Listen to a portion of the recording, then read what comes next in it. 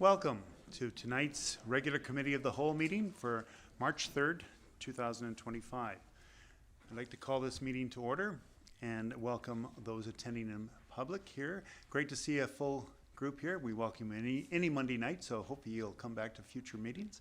Also like to welcome those that are attending online and look at this meeting at a future time, as well as staff attending in-house tonight. I'm Councillor Steve Duck. I'm your chair tonight, and I'd like to introduce my committee colleagues.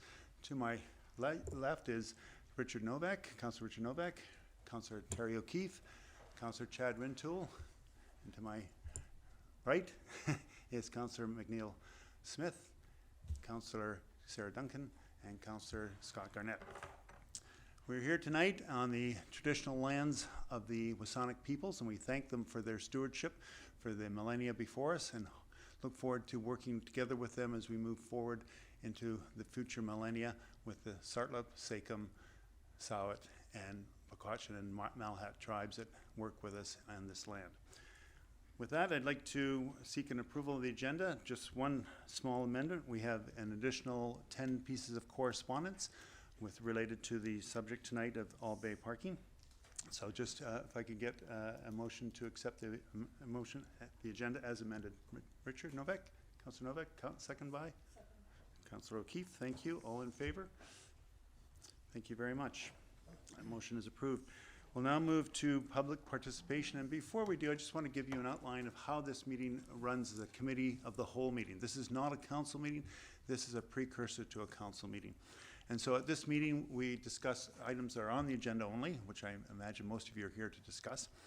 And we have a three-step process to this. There'll be public participation, where you as members of the public, both online and at the microphone here, can state where you're from, the community you're from, and your name, and just speak up to 4 minutes on the topic. We'd really appreciate it if you try not to repeat what others are saying, but reinforce it. That would be the best. Following that, we'll move into public a presentation by Mr. Mang on the subject. He will have up to 10 minutes to present his information relative to the presentation. Following that, committee members will have a chance to ask the presenter about the presentation, for clarification on any topics that he brought up. And then we'll move into committee discussion. And a staff report will be presented. At that point, committee members will have the opportunity to ask both questions to staff relative to their report and any other questions they may have outstanding around both the presentation and that. Following that, this committee will then discuss a resolution moving forward, at which point an outcome will be determined, and that will be presented at the next future council meeting. Not necessarily the next one, but at a future council meeting when it comes up on the agenda. So just to give you a sense of process, the public participation is the one time you as a public attendee have to present any thoughts you have. Beyond that, you are welcome to stay and listen. This meeting is also available online if you wish to depart at that time and take on that time. With that, I will now move to seek any of those that wish to come to the microphone and speak in public participation. Again, you have up to 4 minutes. Please give your name and community of residence. Are there any presenters that wish to come forward at this time? Call for a second time. Yeah, please come up. There's a little button there you press to light up the mic. There you go. It turned red, yeah? All right, name is Mark Rutledge, and I live on Allbay Road. Thank you, Mayor and Council members, for taking time this evening to address the issue of parking on Allbay Road. I would say that I believe that the decision on the issue is a challenging one, but I do not think it is a difficult one, because the principles and guidelines to help reach a conclusion are already in place. The basis for that decision is clearly laid out in the bylaws that exist, historical bylaws that helped understand the design and use of our boulevards, new bylaws that have come into effect with the adoption of the OCP, and certainly the special designated area that has been bestowed upon Allbay that recognizes its unique qualities. The appearance and atmosphere of Allbay Road are not an accident. Clearly, the natural beauty that is there predates everyone in this room, but the cumulative effect of the bylaws that have been in place and put in place over time are what has served to preserve it, and preserve it in the way that we've come to know and love it, and preserve it in the way that the community has come to know and love it. When folks come to our community, or even the residences, what Allbay offers is the reason why there's so many residents that have chosen to live on Allbay.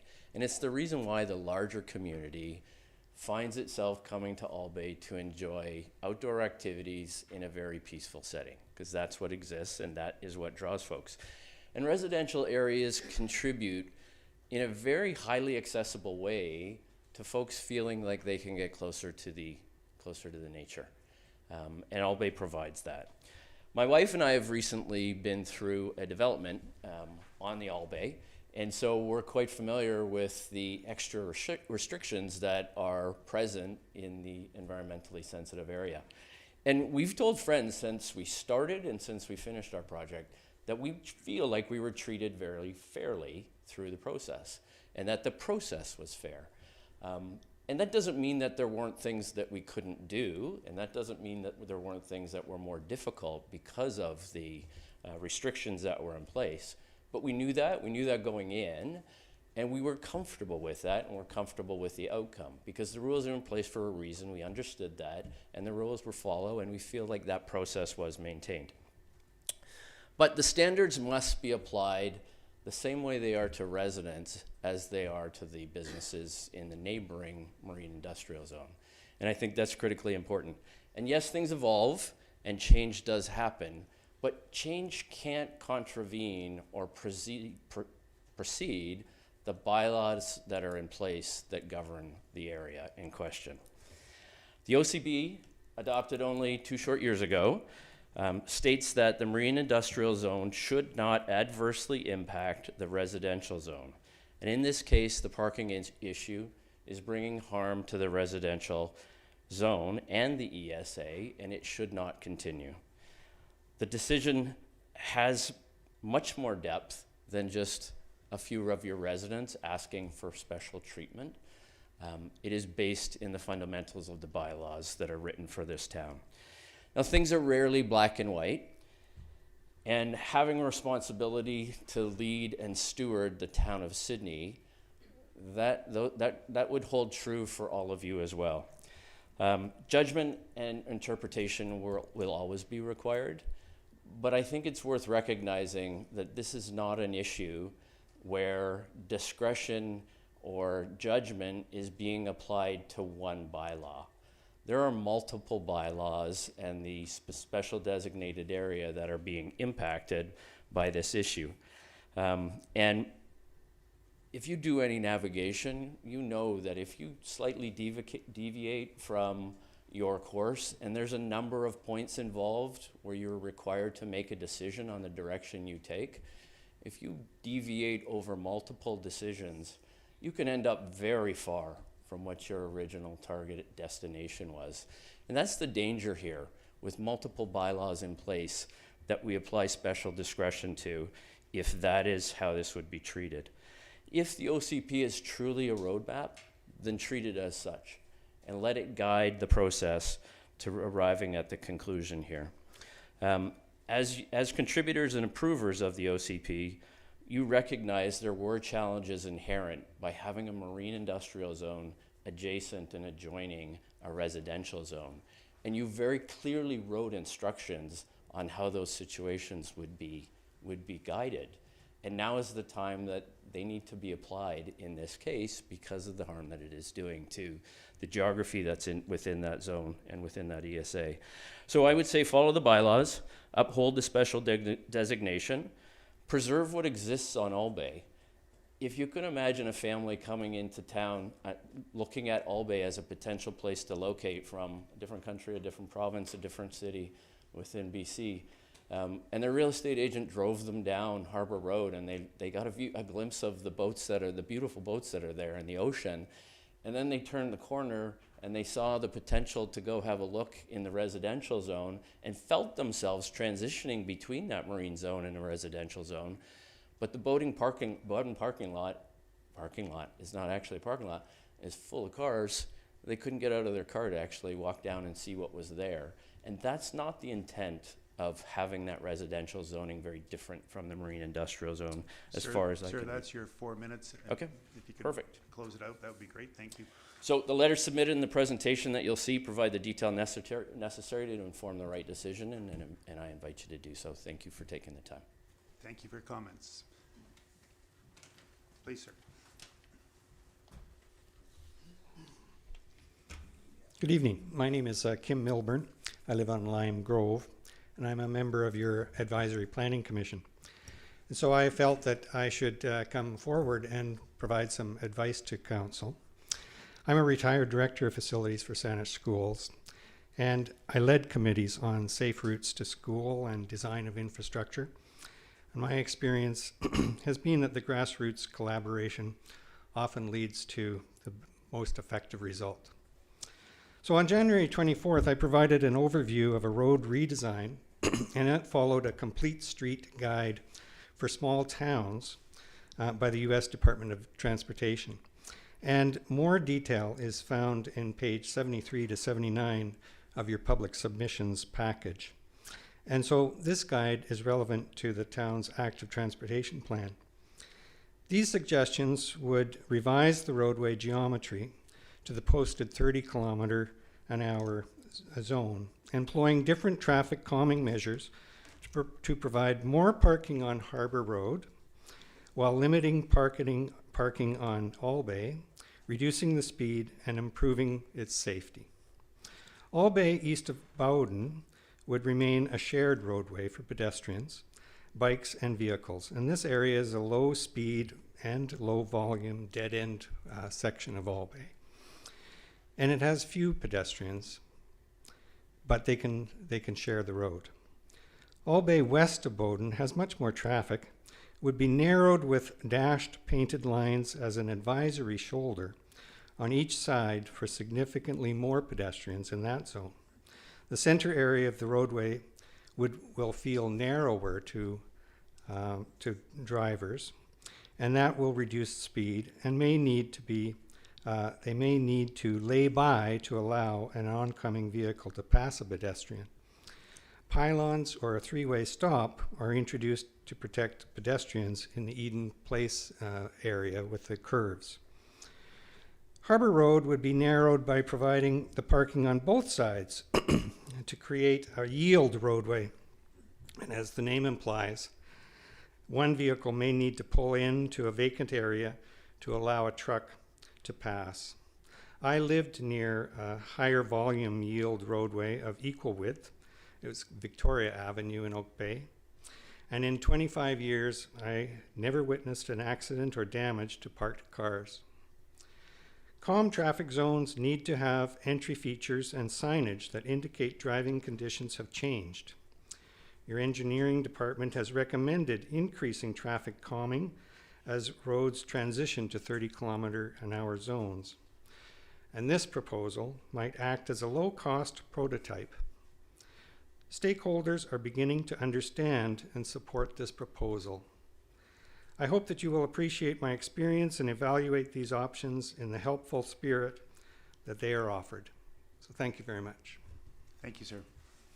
Call for a third and final time. Are there any other people who wish to address council? Please come forward. Thank you, Mayor and Council and Chair. My name is Jocelyn Gifford. I live on Allbay Road. I want to start just saying I'm so impressed by the way the whole neighborhood has come together. People have shared their perspectives and ideas.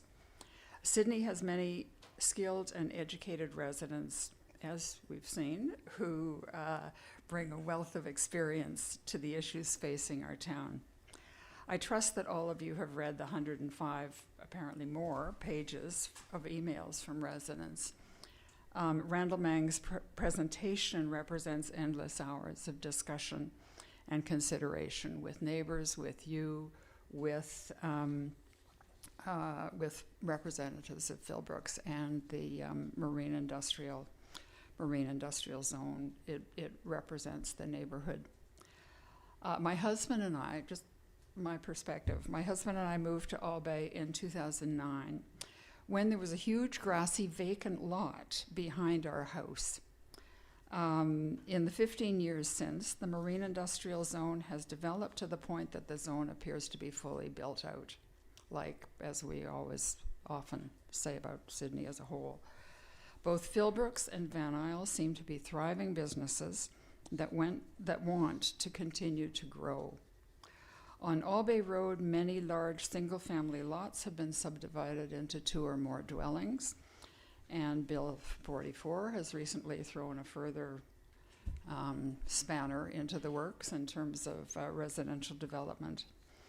The pressure on both the industrial zone and its environmental areas will continue. What will these areas look like in 15 years from now? Our First Nations neighbors think in terms of 7 generations when making decisions about land use. Council and the community put a lot of work into our new OCP to take us into the 21st century. When we look at the interface between the marine industrial and the residential environmentally sensitive zones on the Armstrong Peninsula, we need to think long-term. As some previous speakers have said, not choose a short-term fix that adds parking and further reduces green space. When issues like the current one arise, we need, as previous owners have said, to have clear principles and a clear vision, focus on the long-term future. Regarding Allbay Road east of Bowden, I think protecting this area feels like a red line for me. The Armstrong Point ESA was established in 2022 for the protection of the significant stands of Douglas fir and arbutus trees, rare and fragile vegetation, and important wildlife habitat adjacent to the Shoal Harbor Migratory Bird Sanctuary. That's the quoting from the OCP 12/4/24. The non-native trees that shade the street also provide many benefits. I just can't contemplate graveling, adding extensive gravel to that part of the area, both sides of which are identified as environmentally sensitive. I think we need to think about the interface between the marine industrial and the residential, obviously, into the future. I think however, when there's an unfilled need for employee parking in the marine industrial zone, I look at Harbour Road, which already has a sidewalk for pedestrian safety, and a completely bare curb all along the south side of the road. For me, that unused curb seems to be the logical first place to look for on-road employee parking in the marine industrial zone. So I'm going to stop there and leave it to other people to carry on. Thank you. Thank you for your information. Is there any other people who wish to come forward and speak in public participation? Last call. Thank you. I'll close public participation and we'll move on to item 5, the approval of the minutes. Seeking a motion to approve the regular committee of the whole meeting, February 3rd. Councillor Duncan, second by Councillor Novak. Any changes there, address? No? All those in favor? Carried unanimously. Thank you. I'll now move on to item 6 on the agenda, parking concerns on Allbay Road, and welcome Mr. Mang to come forward to the microphone and your presentation. And Mr. Mang, we thankful for your submission of the presentation earlier today, and you did recognize that it's quite lengthy, but in recognition of that length and certainly the contributions and participation of the neighbors on Allbay, do you feel that Another additional 5 minutes would give you the ability to complete the entire presentation. I have worked to speed read it at just sub an auctioneer's pace this afternoon to try to get it to 10 minutes, but if there was a couple of minutes grace, I'd be very grateful. All right, Council, I'll entertain a motion. Mayor McNeil-Smith? I would move that we extend the presentation period to 15 minutes. That's exclusive of the Q&A that would happen afterwards. Second the motion, Councillor Novak. Any discussion of the motion? All in favor? Motion carries. You have 15 minutes, Mr. Mang, to do your presentation, then we'll move to Q&A. It's very kind, I do appreciate it, and I think that what you'll find in this presentation, which is the result of months of work and consultation that we've done in the neighborhood, is it all actually ladders back to the carefully thought out plans that this town, you all, and governments before you have put in place to create the amazing and sustain the amazing community that we have. So let's just jump right into it. If my clicker will. You need to point it at the computer versus the screen. Okay. Am I still? Stop the timer. I'm pushing it both ways, but it's not.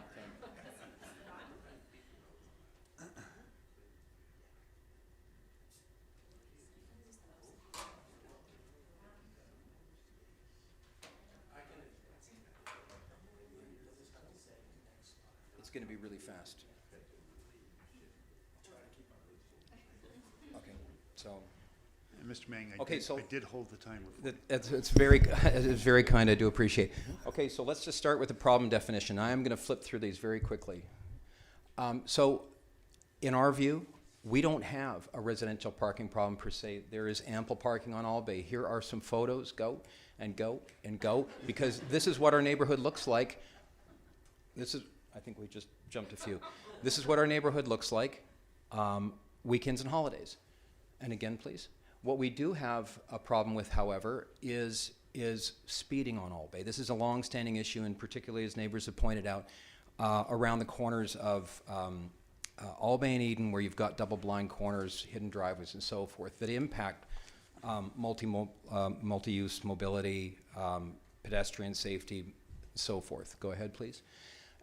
We also have a very big and growing problem with the marine industrial zone employees, chiefly Philbrooks and others, however, growing, and that negative impact ingressing into the residential neighborhood, and as well as not just Allbay's laneway, but also Bowden Road. And basically using them as commercial parking lots, as you'll see, and we see daily, sadly.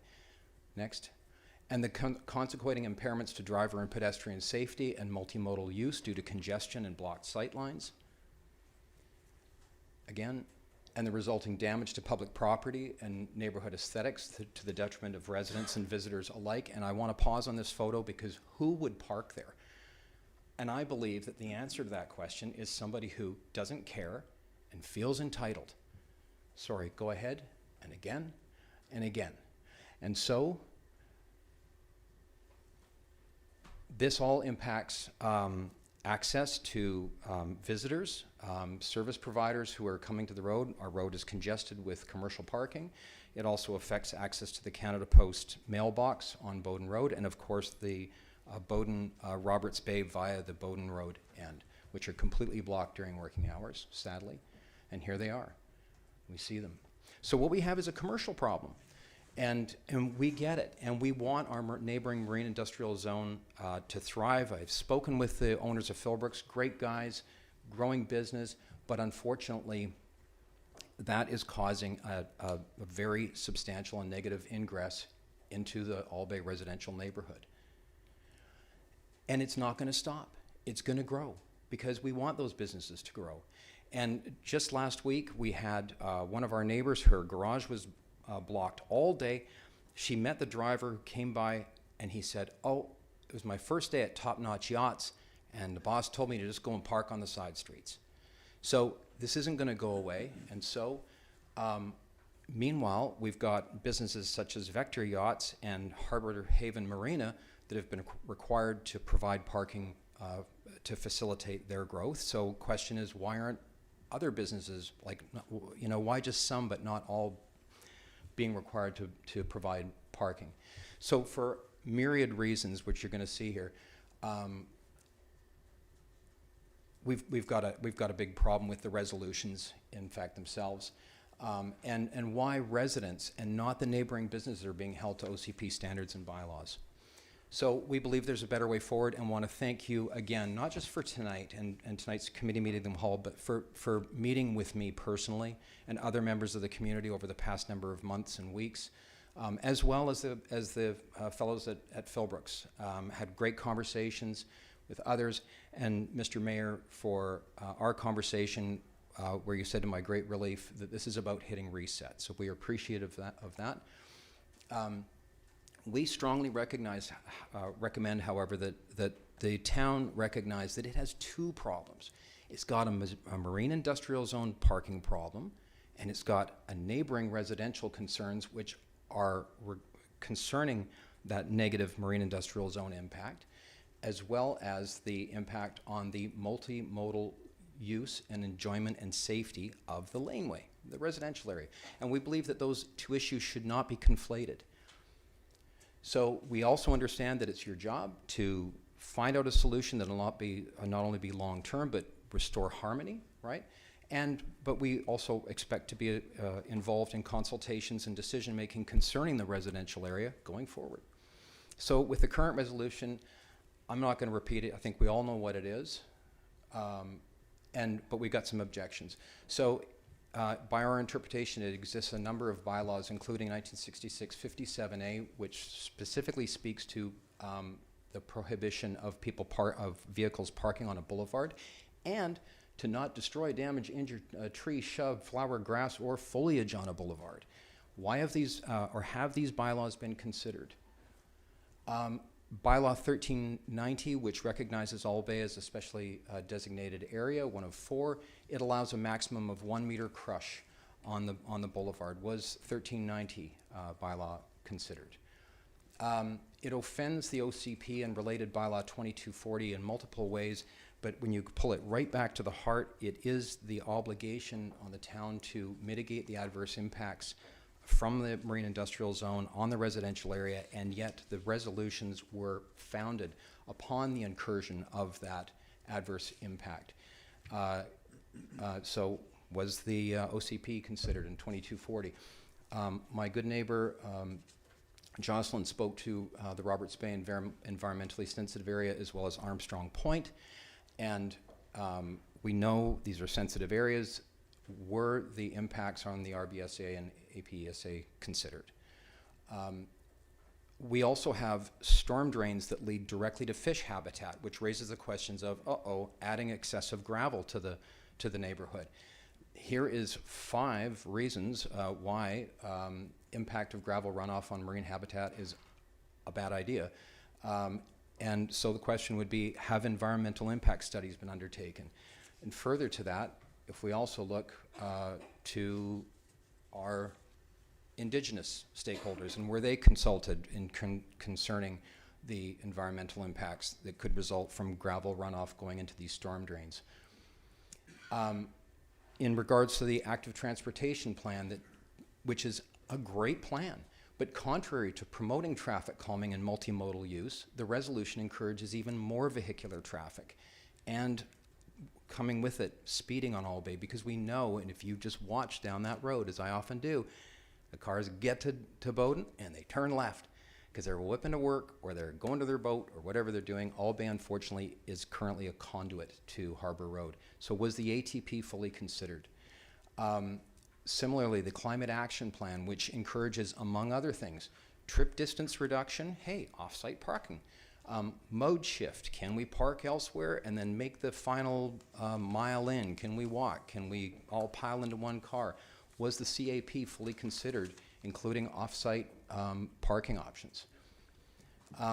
From a practicality standpoint, by our estimate, the resolution would negatively impact up to 64 residential properties with an estimated net gain of 9 parking spaces.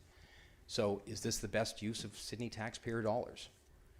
From a pedestrian standpoint, the idea of one side of Allbay being dedicated as a gravel walkway.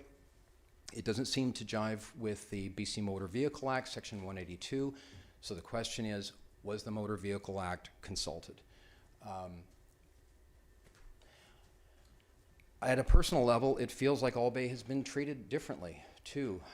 We see, for example, in other specially designated areas like the Orchard area, I'll just point to one of these points, where there's all kinds of signage restricting parking and different restrictions, including, but one of them, Orchard between 2nd and 3rd, residents use driftwood and other objects to restrict parking on boulevards. Why were Allbay residents told to remove the objects placed to protect the boulevard? And I believe we know the answer to that because a letter of complaint was written by a business. So why are we being treated differently? Similarly, and furthering to that point, I'm just going to go right to the Ardwell Road end, which is also an access point to Roberts Bay. There is time-restricted parking. So far, why aren't parking restrictions considered, including time restrictions at the Bowden Road end? Next, please. So, hey, residential opportunities. So what could we do to fix this? We've got 5 guiding principles. Again, I won't go through them, but they all ladder back to the carefully laid plans that government has already set in place. So, and designed to preserve and protect Sydney and enhance protecting Sydney. So, number 1, we would say stop the marine industrial zone parking, please. The equivalent of a negative ingress through OCP and Bylaw 2020-40 enforcement.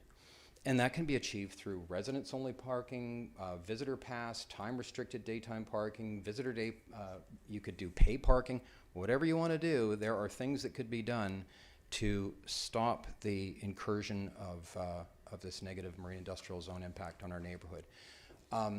We can also enhance pedestrian, cyclist, micromobility, pet safety through traffic calming.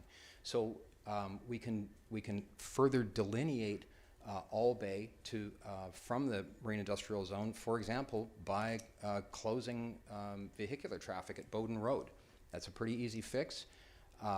You could also implement 3-way stop signs at Allbay Eden, or a traffic circle or other traffic calming measures, just to calm that down and make the laneway better for everybody.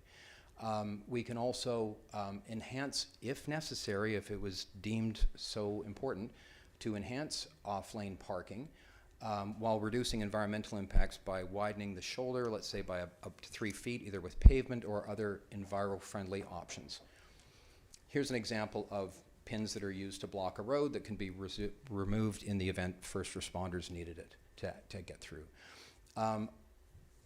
Also, speaking specifically to the Bowden Road end, to prioritize the repair of the Bowden Road end potholes and muddy conditions to enhance safety, to pave or otherwise implement enviro-friendly hardscape, time-restricted parking, and also to facilitate safe access to that Canada Post mailbox.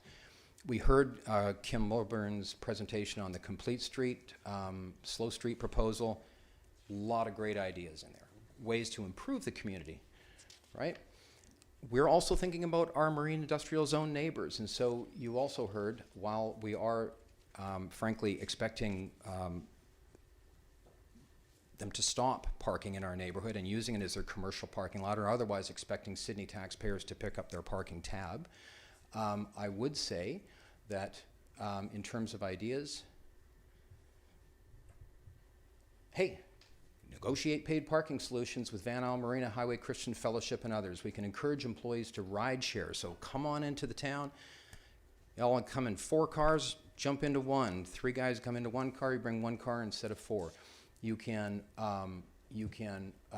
explore longer-term parking solutions aligned with all of our official community plans that integrate with transit, right, or otherwise walkable. You can also talk to the DFO, because apparently what we heard in consulting with marine industrial zone businesses is that up to 6 or 8 cars, employees of the DFO park on Harbor Road daily instead of their own parking lot. That's low-hanging fruit. We can also maximize Harbor Road parking availability. We got that idea, hey, what about shifting? How about parking on both sides of Harbor, or just shift the parking to the north, from the north side to the south side?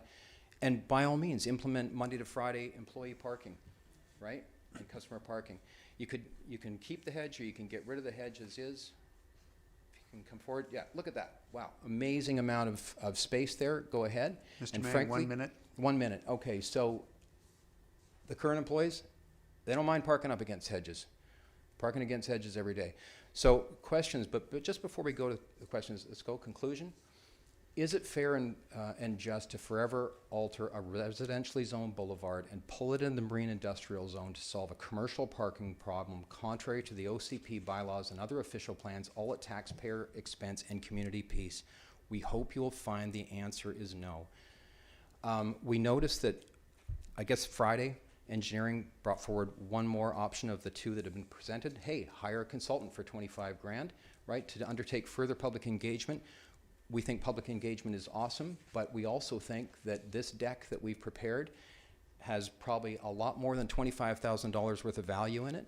It offers all of your plans, provide that framework. We've done the legwork. There's lots of great ideas on the table here.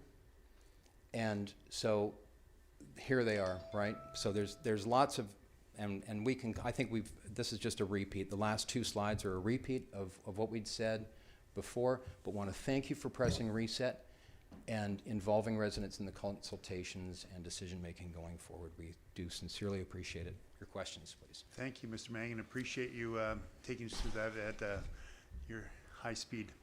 I will open up the committee to questions. Are there any committee members who wish to ask the presenter questions? Councillor O'Toole. Thank you, Chair. Thank you, Mr. Mang, for your presentation and lightning speed. Very articulate, nevertheless, and we had the advantage of being able to see it this afternoon as well. So thank you very much, and to your neighbors and co-authors of your presentation, thank you for your time this evening as well. Just a simple question, and I guess your opinion on it. I look around the table, myself and others have been here longer, but I've been here 6+ years. 2024 was the first year that this became an issue during my tenure on council, and so we'd often heard, with respect to Allbay Road, some observations around perhaps the speed of vehicles traveled on Allbay, pedestrian safety, all things that certainly resonate as concerns with council, but nothing to this magnitude in terms of the parking challenge that you and your neighbors have experienced and been frustrated with. What changed? Well, I believe, and I mean from conversations with neighbors, I believe that what changed in part, hey, the loss of the Blue Peter parking that was at in front of the Blue Peter, the old Blue Peter site is now converted. I think that's part of it. You've got growing businesses that are just expanding as well. It seems that there's more need for parking, and that's again part of the concern, is that should presumably only continue. So suddenly the parking started to spill over where it used to be contained on Harbor Road, and agreed over the past year and a half, and then it started to percolate, and that's it. In the meantime, in the interim, I would also acknowledge that there have been some construction in the nearby neighborhood. I mean, the town was doing the drainage, right? And so, that caused some issues temporarily. Similarly with residential construction, and I think that residents understand that, hey, if a new home's being built, or there's public works are being undertaken, there's going to be some temporary inconveniences. That's one thing. What we see is an incursion. That's the problem. Yeah, thank you. Yeah, your comment on the Blue Peter parking situation certainly resonates. You shared photos with me and through the presentation as well around a parking pass that has been utilized by one employer. That scenario is fairly new as well. So that identifying that employer, I don't know that there's been that much growth. Has the parking reality changed for them in relation to the change at Blue Peter in particular, do you think? Well, I imagine I think that, like, when I talked to Jamie and Drew, I mean, we talked about that, and certainly their employees had access to that before. And I know that they've also talked to Van Isle about commercial parking solutions, but whether that is, helps them arrive at a viable solution is to be foretold. I think that what is evident is that as long as it's not costing anything, then why would you pay for something? Okay, thank you for your answers. I appreciate that. Council members? Council Garnett? Thank you, Chair. Thank you, Mr. Mang. Sorry I wasn't able to meet up with you that day. Couple of questions, specific suggestions, and just I'm trying to get some clarity around what you're suggesting here. In terms of the resident closing Allbay to vehicular traffic abodes, are you talking about having those things you showed in the picture, the bollards like on Allbay Bowden, but so you couldn't come from Harbor down? Yeah, I mean, that's an idea, by the Okay. way, and I want to Okay. respectfully appreciate that, you know, it would be about public consultation. Say, do we really want that? Well, it's an idea that seems to me the nice thing about that is that suddenly Allbay, in terms of being, instead of being arterial access to Harbor, with those pins installed, it becomes the laneway that it was intended to be. So that all the folks who come and walk there daily, walk their dogs, ride their bikes, push their strollers, can now enjoy it because it is limited to residential use. That would be important, however, if you're going to do that and to properly delineate it, you also have to come with parking restrictions that would be time restricted or pay parking, or, you know, there's options, or residents only, whatever. And I guess another important thing to add to that is that the town has, and I don't have the words in front of me, it's on one of my slides here, but you have a parking pass initiative underway, we understand, started in 2022. And we think that this could be an ideal and urgently needed use case, frankly. Here we've got, Sydney is growing, this is what we recognize. We've heard through this process, hey, you can park anywhere on a Sydney street for 24 hours. Well, I bet that was a lovely thing when that was written, a lovely idea. And as we see, with greater density, parking is becoming an issue around the town. And so here we believe is an opportunity to actually nip a problem in the bud, apply parking restrictions, which frankly are readily known and understood and appreciated in communities all over the world and our island and so forth, and actually use those to preserve and enhance Allbay's use in line with the OCP, right? And also at the same time address the marine industrial zone by all means. Wish them no harm. That's it. The only reason I asked that is because I'm thinking in terms, you mentioned the community mailbox that's situated there. And if you put up bollards, then that would interrupt the line of delivery for the employee. So I don't know how that would work in terms of their carrying out their duties, in terms of having to go all the way back to Resthaven and call the way back up Allbay. Because I know from the delivery pattern that's what I did. That's set up to go through there and down through to Allbay. So it would make that a challenge. So that's just something. When I saw that, I initially was reading that. So you were a postie? I was, yeah. I'm Okay, retired. me too. I was also postie, and I will tell you, posties will just go there. So they get it done. The photo you had with the hedge on Harbor Road. Yes, sir. It's funny because I was thinking in terms of the north and south parking on both sides, and actually that photo showed it. There was a very large boat.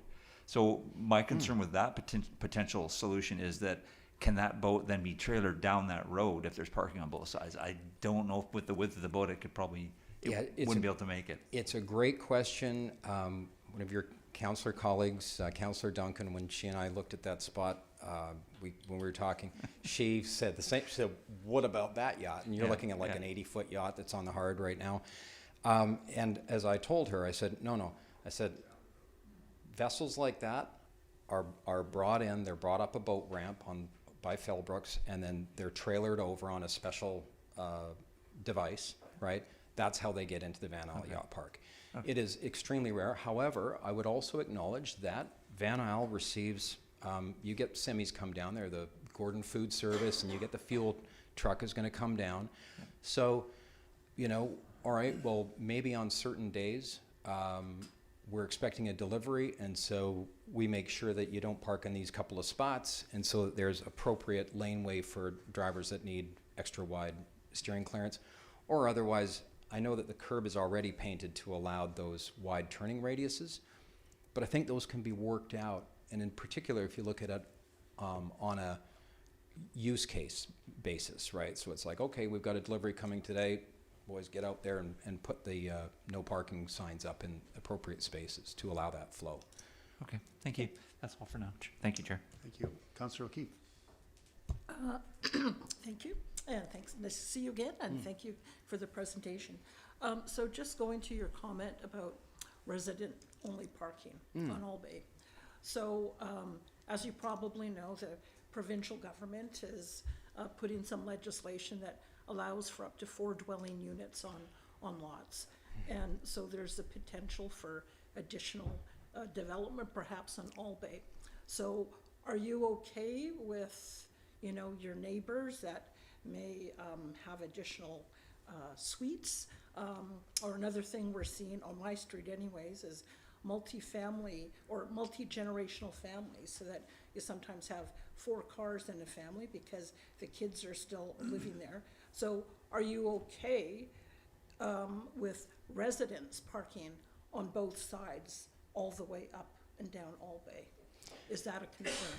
So it is not currently a reality, so we're dealing with the reality that we know.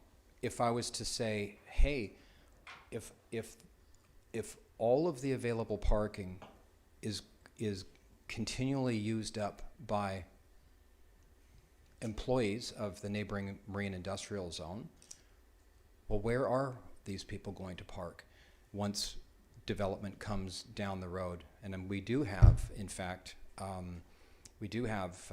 triplex being built just adjacent to my house, right, in on Allbay, that's coming into play soon.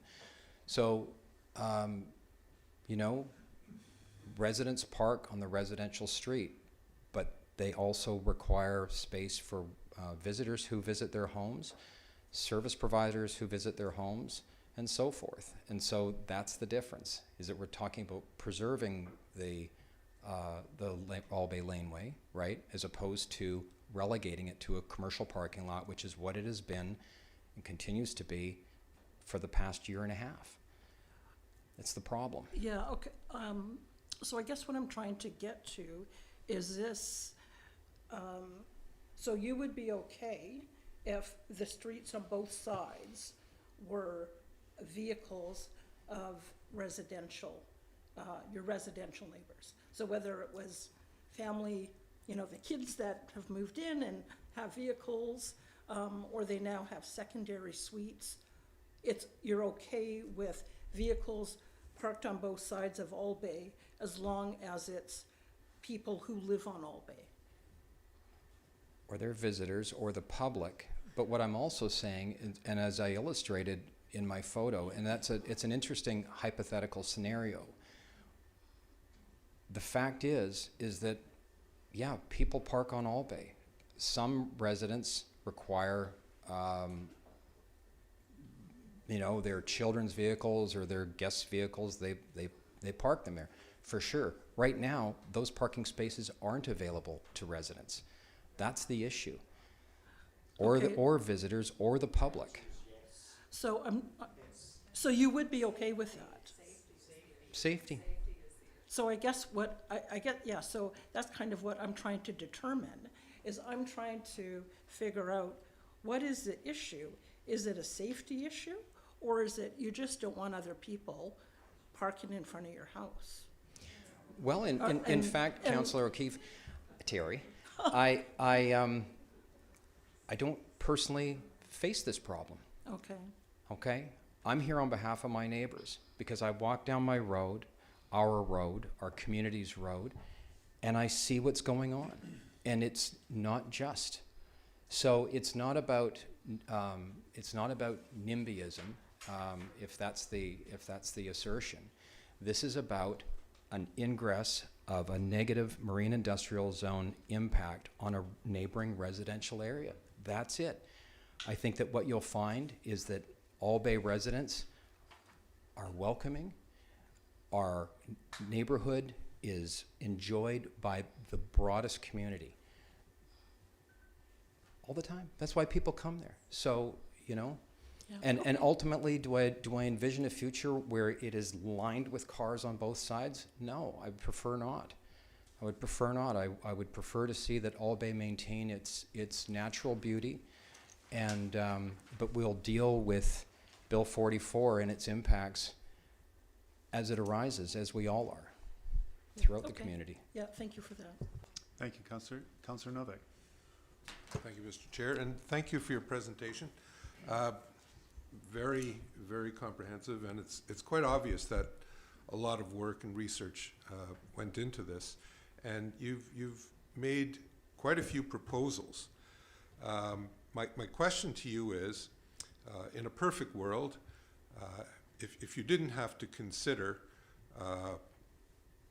finding a solution for commercial parking on your street, what would you like to see there? Well, I think it's contained. If we think about the preservation of the neighborhood, is that and if we ladder back again to where Sydney hopes to go in terms of the active transportation plan, community action plan, right? The OCP and so forth. Where do we see low-hanging fruit? It's contained at the end of the presentation. Just delineating the Allbay residential neighborhood from the marine industrial zone, possibly by blocking through traffic at Bowden. That could work. Implementation of parking solutions. You decide what's appropriate. That could be residents only. It could be time restricted. It could be pay parking, right, for daytime to minimize that. To enhance the safety of the road because now you're going to be just having the roadway, the laneway limited to residential traffic, which opens up the opportunities for multi-mobility use, right? So I think that all of those, and then because basically, and as it was explained to me actually along the way, that Allbay, and by its laneway style design, was designed for people to walk on the road. And frankly, when cars aren't whipping by you, it's fine, you know. And most traffic that comes down our street,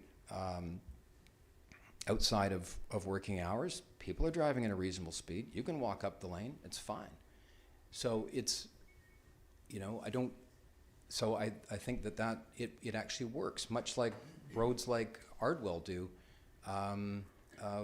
east of Resthaven, right? Also a lane. So it sounds like you'd like the status quo, but minus the commercial traffic. Yes, I think that's a hard yes for sure. Yeah, that's it. And which again, per the OCP, and just an unfortunate but very real and growing negative impact of the neighboring marine industrial zone. Yeah. And especially if there's solutions to their problem. I think there are, but it's not up to the residents to come up with these solutions, although we certainly appreciate the work that you've done in making these presentations to us. This is our job.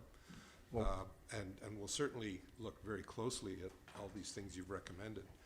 But yeah, I think it's unprecedented to expect residents to come up with a solution to a commercial problem or problems that the commercial businesses in the area have. So absolutely, and I think we're just trying to resolve this. I mean, look at part of the mission here is resolve the problem we have, but also restore the harmony in the neighborhood. We don't wish these businesses any harm. We don't wish them any ill will. We want them to thrive. Figure out your parking. Just don't do it in our backyard or our front yard, frankly, or otherwise expecting that cost to be borne by Sydney taxpayers. Fair enough. Thank you. And thank Fair. you, Mr. Thank Chair. you. Other committee members, any further questions? Thank you, committee members. Thank you. Oh, no. Sorry. Mayor McNeil-Smith. Thank you, Chair. And through you to Mr. Mang, thank you for the presentation and preparing it and having it to council in advance to observe. I just have, I think, two questions, and one is if you could possibly speak to on behalf of the Allbay residents whether there's concern with parking west of Bowden on Allbay Road. So beyond, like up into the. Sorry, the- east of East of Bowden. East of Bowden. So generally, Monday to Friday, you mean, are there parking concerns up there? Is that what you're asking? At any time, do the residents have concerns with parking east of Bowden? So I don't personally live on that part of the laneway. I mean, what I would say is that in my considering. Your answer is yes. Yes, your photos show parking east of Bowden. Yeah. Your own photos show. Yes. I think the parking would spread on equal distance Oh. from Bowden, either side of it. Oh, absolutely. Yeah, yeah. So I'm not sure that I completely understand the question, though. So are there currently parking problems east of Bowden? I believe that yes, they do. They do extend up. They do. They extend up. Yes. Forgive me. 14 trucks every day. I ask the public to refrain from responding to the questions. It's the responsibility of the presenter. Forgive me. Thank you for the answer. My second question is, you showed a slide, and it's something that happens every day on Allbay Road, where you showed a slide where a person is pushing a baby carriage, and adjacent to them is a person walking a dog. So we know the pedestrian use of Allbay Road. I've lived very close to the area for 25 years. And a concern regarding safety is that if any vehicle, whether it's a commercial vehicle, whether it's a residential vehicle, a visitor, whether it's a service vehicle, is parked on the shoulder, does that not create a safety issue? Is it not a safety concern? I believe that the difference is volume, right? So, and if you look at the use of the off-road parking that is available on Allbay, because there are already, as we all know, certain gravel patches, right? It's not a big deal. You can walk down Allbay.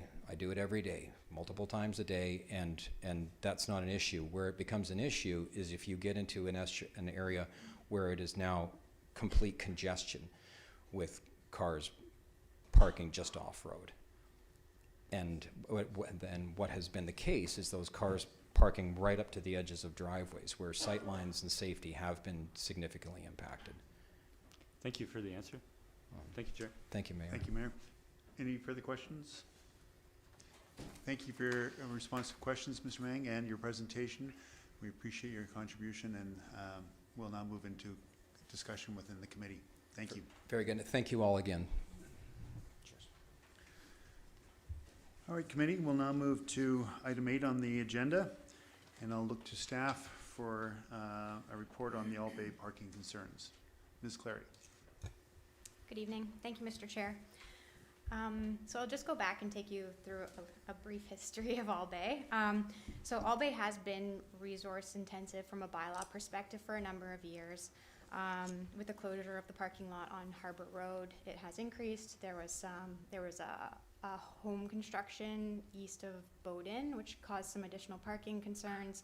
The town's currently building a water main on Harbor Road, which restricts some of the parking there. So there are many things. There are short-term items, then there's also the longer-term items, which is the marine industrial area. There's many different businesses that use on-street parking as their primary source of parking for residents. So it has been a resource-intensive location from a bylaw perspective for some time. In 2023, staff worked with businesses and residents in the area to come up with a plan to make some improvements at Bowden Road. That is when some additional signage was put in on Bowden Road, an additional stop sign was added, so it's a 4-way stop now. Some of the businesses contributed to adding gravel onto the shoulders to increase parking availability for their employees, and it did make some real improvements to the area. In September 2024, staff received bylaw complaints specifically about obstructions being placed on the boulevards along Allbay Road.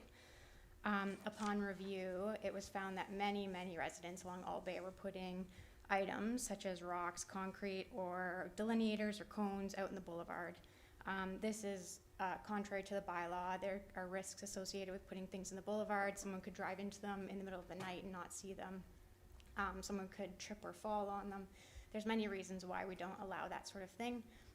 I do want to clarify that the town's bylaw enforcement, we have one bylaw officer, and he addresses bylaws based on complaints only. So if we don't receive a complaint about an area, we don't address it. But when we do receive a complaint, we do have an obligation to review it and consider whether or not bylaw enforcement should be taken at that time. So because it was an issue along Allbay, a letter was sent to all residents along Allbay, letting them know that they weren't allowed to have these items within the boulevard and that they were to remove them by October 25th, 2024.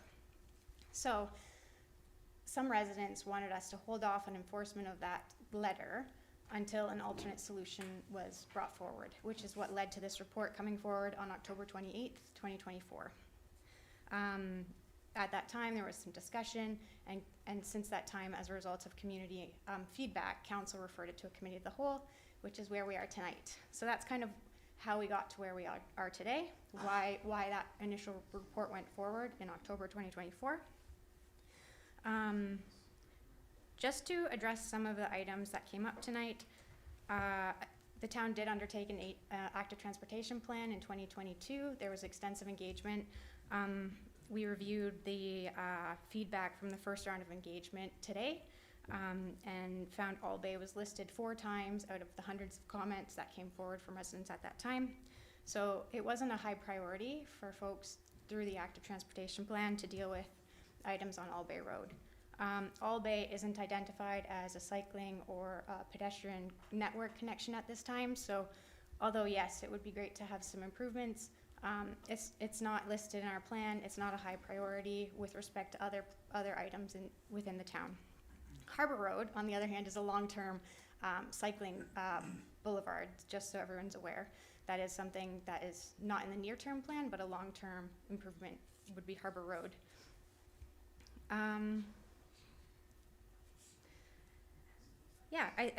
The agenda here outlines a few other options for council to consider. There are obviously many other options that could be put in place on Allbay Road, but just to go over them, one of them would be, the first one is to proceed as previously planned, where we would put gravel where practical along Allbay to widen the shoulder space so that to prevent damage to boulevards and to allow that parking off the street. It wouldn't impact trees. That wouldn't be the intent. We would work around existing vegetation that was there and treat items on a case-by-case basis. The second item would be to proceed with additional engagement. North Saanich recently did a similar engagement process for one of their beach accesses, and we expect it to cost about $25,000 if that was to be the choice forward. And the third option would be to rescind the 2 previous resolutions related to this item and continue with status quo, which was identified in that first staff report that came forward in October of last year. And we're here to answer any other questions you may have. Thank you, Ms. Clary. Committee members? Councillor Granite. Thank you, Chair. Thank you, staff. Through you to staff. Looking at option 2, some questions came to my mind. So if we were to undertake a consultant and review this, what kind of length of time are we looking at that this would take to potentially finish? Through to Committee Member Garnett, we do have a number of other projects on the priority list this year, so it would really we have some background information that we could use from the District of North Saanich to put out an RFP for this project, but it's not something that would happen immediately. Which leads into my next question, which is around staff resources and available time to be able to accommodate something like this. And so it sounds like that would be a bit of a challenge based on other priorities you have presently. And the $25,000 that's listed here, the $50,000 that's suggested for the option 1, I believe is from the budget as the General Capital Reserve Fund. So where would the $25,000 be appropriated from?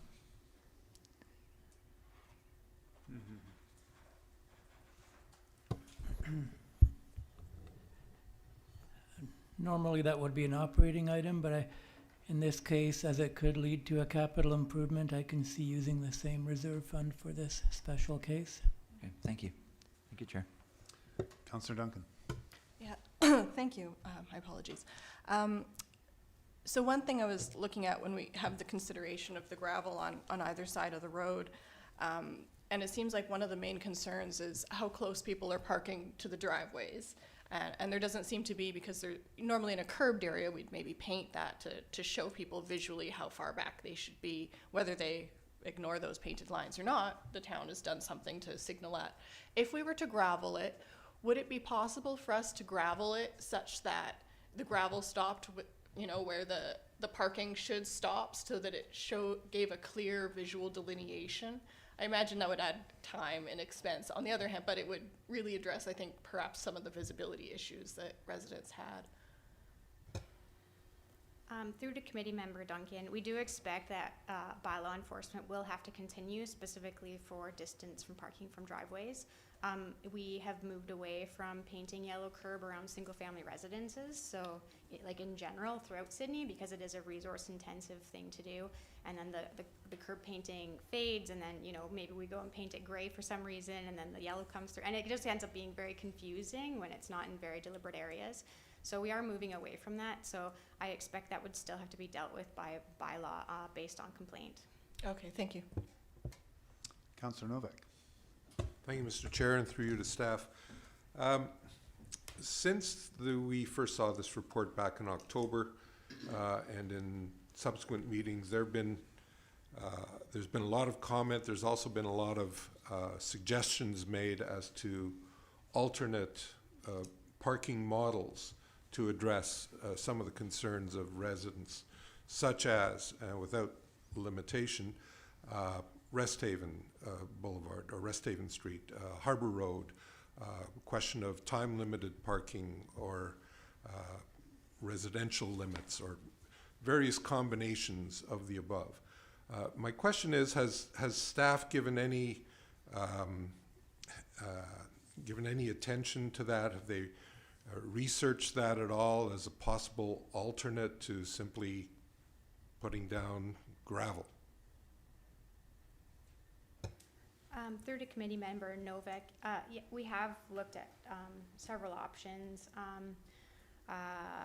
First, I'll start with the residential-only parking option. We don't currently have any residential-only parking in Sydney. We did propose a pilot project back last year, which was referred to a future committee meeting, which will come forward in April at some point. But the way that residential parking permit pilot was written, however, it would be open to council's just like consideration at that time, when it is considered in the future, would be to address concerns where in densely populated areas where residents don't have sufficient off-street parking to accommodate their personal vehicles. So it would really be for areas closer to the downtown where there's only one parking spot for a 3-bedroom suite and they need 2 parking spots, and then those residents would be, have more availability for on-street parking.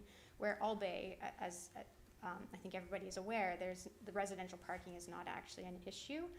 So the way that pilot project is currently proposed, which again, it's not adopted, so it could change based on council's feedback, it doesn't fit Allbay. With respect to, yes, that's a good point, and as Allbay does densify, that may be a very good option for Allbay, but right now it's not quite there yet.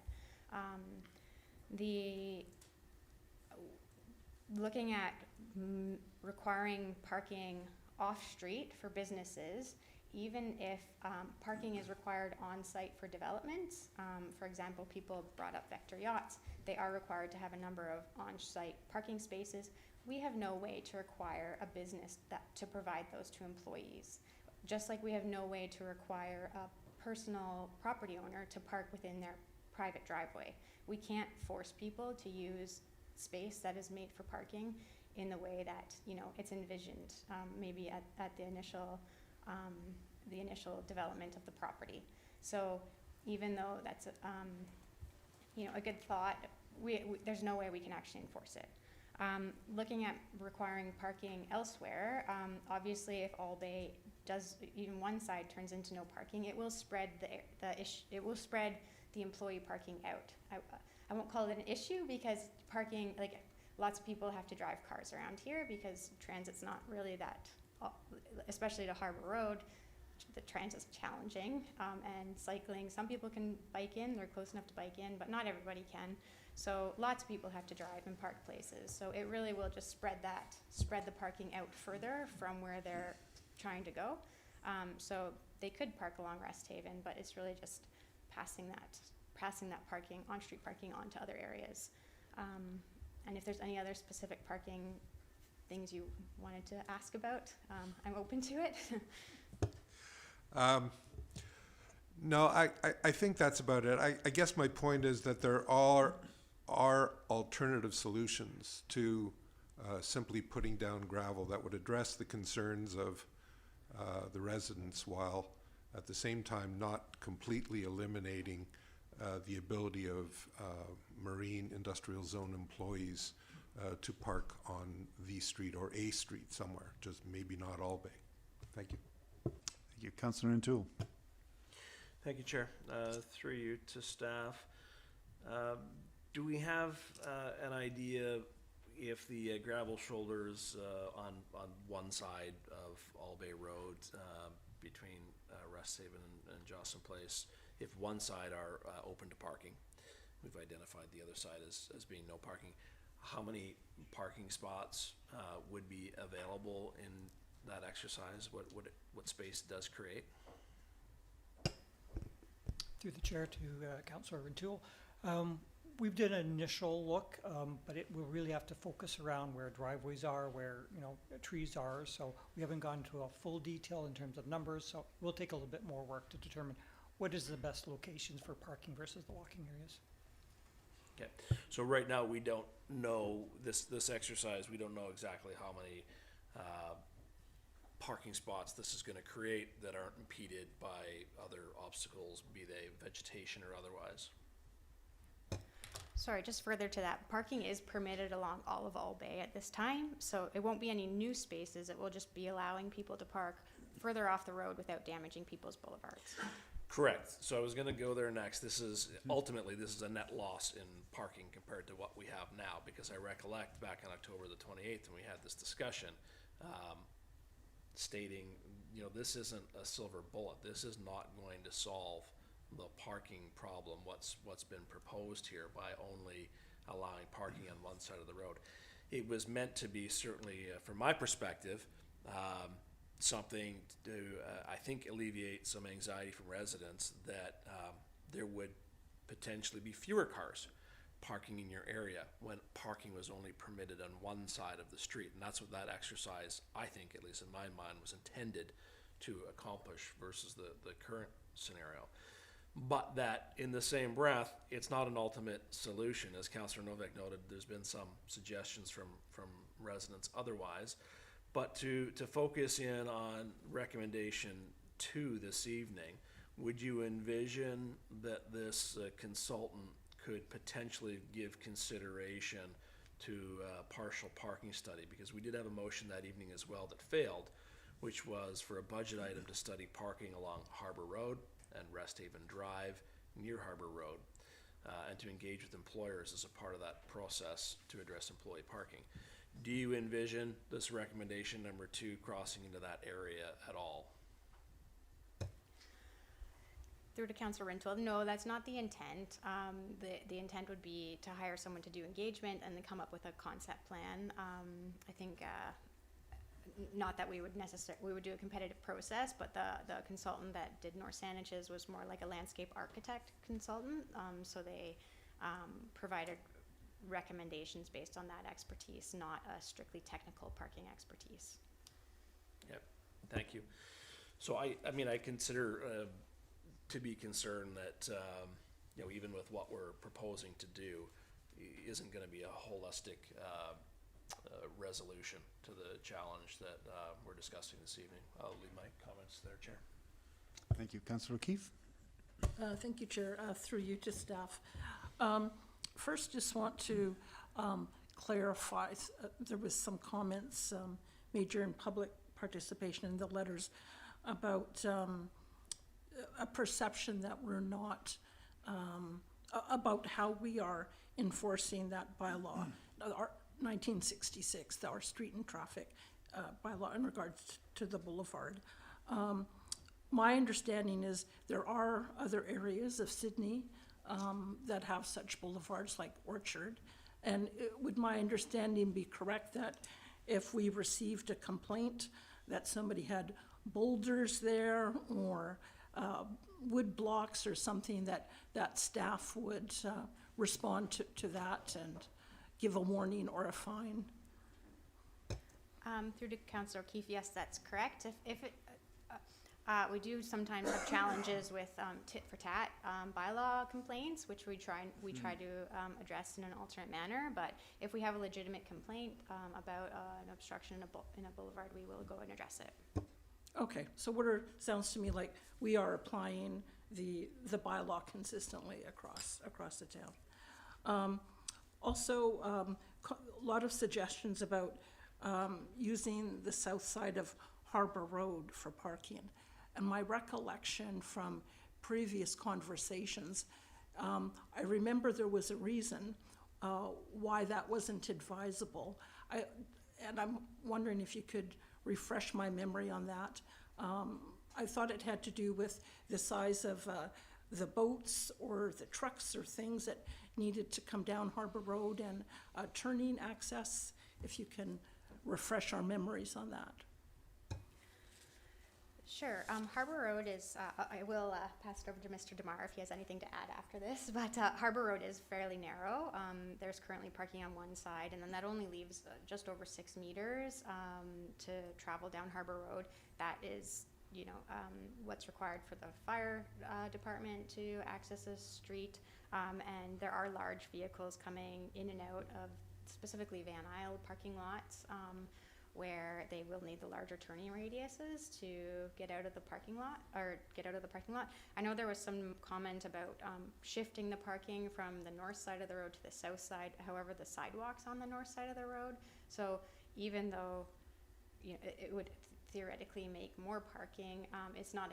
It's like way less accessible parking if we were to do that, where we do try to maximize our road space for as many users as we can. It can't be perfect all the time, but we do try to find the most balanced approach to things.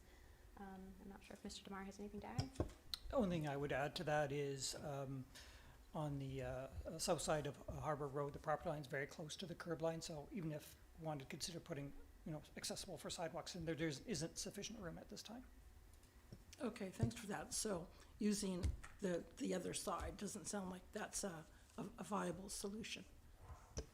Yeah, if I just may add to that, if you look at the road width standards and minimum requirements, what's on Harbour Road that's available right now for emergency vehicles and other large vehicles is the minimum width. And same with Allbay. So because with Allbay, the vehicles actually pull off onto the boulevard, and so what you're left with is a similar width as to what's available on Harbour Road. Allbay looks and feels like it's a much narrower laneway than Harbour Road, but when you actually take into account the parked vehicles, it's the measured distance isn't that different. Right. Okay. Thank you. Another one, if I may. So getting back to parking, so there was a comment made during public participation about why some businesses along Harbour Road, like Vector, are required to add parking and others aren't while they're growing. And my understanding is, and I'll look to staff to confirm, is that our parking requirements are based on the type of business and the square footage as well. So is it the case that, say, for example, a business that was expanding their premises might be required to add more parking, whereas a business who didn't expand their footprint, but they're adding more employees, they're not necessarily going to have to be required to provide more parking? Through the chair to Councillor O'Keefe, yes, that's correct. The Sydney's parking bylaw, which is not the OCP or the zoning bylaw, it's a separate off-street parking and loading bylaw, 2140, that does require parking based on the floor area of different uses. So it's right that new developments have to meet the bylaw requirements that are in place now. older businesses that aren't adding on floor area, just adding employees, perhaps if the business is doing well or if they have additional jobs and they're hiring more staff, they're not required to add parking space for that. Right, okay, thank you.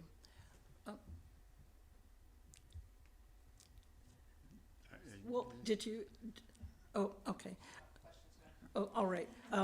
So I'll just, in regards to the, there's a lot of concern about people parking too close to the driveways, and one of the, a number of comments received through the letters was, you know, why don't we get on that quicker? My understanding is that we get this complaint from a number of neighborhoods, I believe Mills Road, White Birch, and so just to confirm my understanding again and to clarify for the public that we just don't have the time to address all of those, that it's not just an issue in Allbay. I know it's an issue on my street and several others. So again, it's based on complaints that come in. That's correct. The town's bylaw enforcement in general operates on complaint basis, including parking. And sometimes there are more urgent matters that the bylaw, we only have one bylaw officer for all of town of Sydney. So if the bylaw officer is busy on another more urgent matter, perhaps working with RCMP and an unhoused individual, or there's many other items that come up that are fairly urgent, that he may not get to a parking issue, even if a complaint comes in before it's resolved. But he does go out as resources permit. Okay, thank you. Can I think we'll move on and oh, come okay, back to I'll you. come back. I'll Mayor? come back to some other ones after then. Mayor McNeil-Smith. Sure.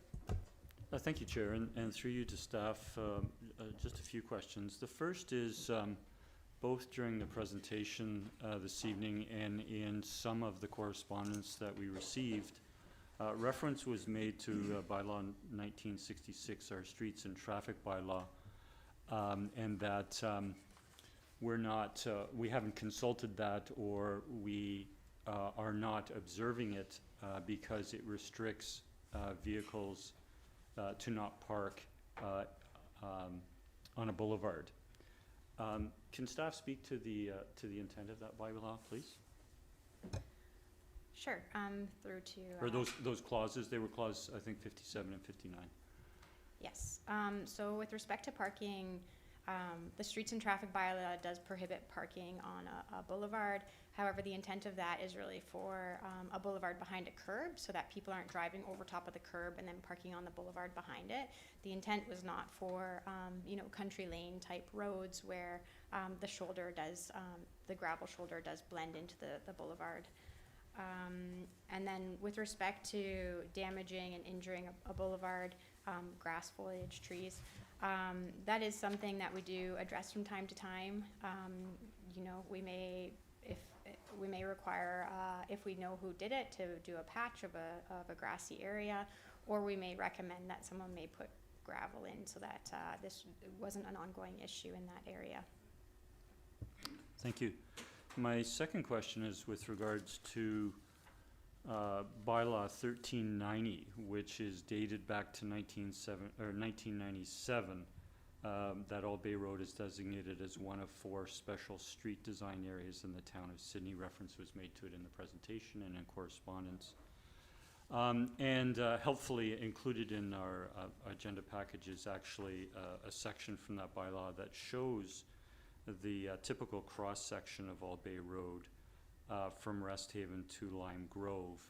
And it indicates a paved distance of width of 7 meters, a 50 millimeter crushed gravel shoulder of 1 meter in width, and then a grassed swale, with a swale being a downward portion for the remaining part of the right-of-way. It varies in width along Allbay to very narrow to somewhat wider, as much as 12 or 15 feet.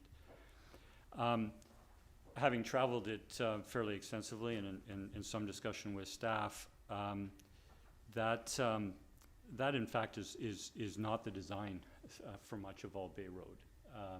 The width is actually 6 meters. It was made to 6 meters I'll get my direction straight this time, east of Bowden when the project work was done some 10 years ago. And it looks very close to currently 6 meters from Resthaven to Bowden. In places, there is paved shoulders for whatever reason, possibly through redevelopment since 1997.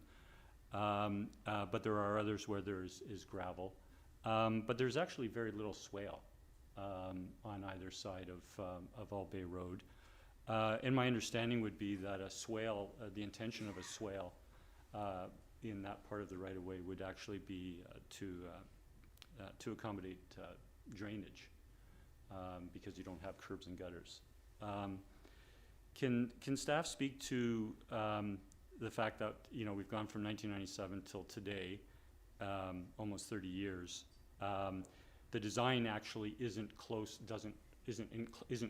the original intention of that bylaw today for various circumstances over the 30 years, 28 years. When staff might proceed with a review of that bylaw and those special circumstances on Allbay Road. Through to Mayor McNeil-Smith. The review of our subdivision bylaw is high on our list of things to do. We plan on reviewing it this year.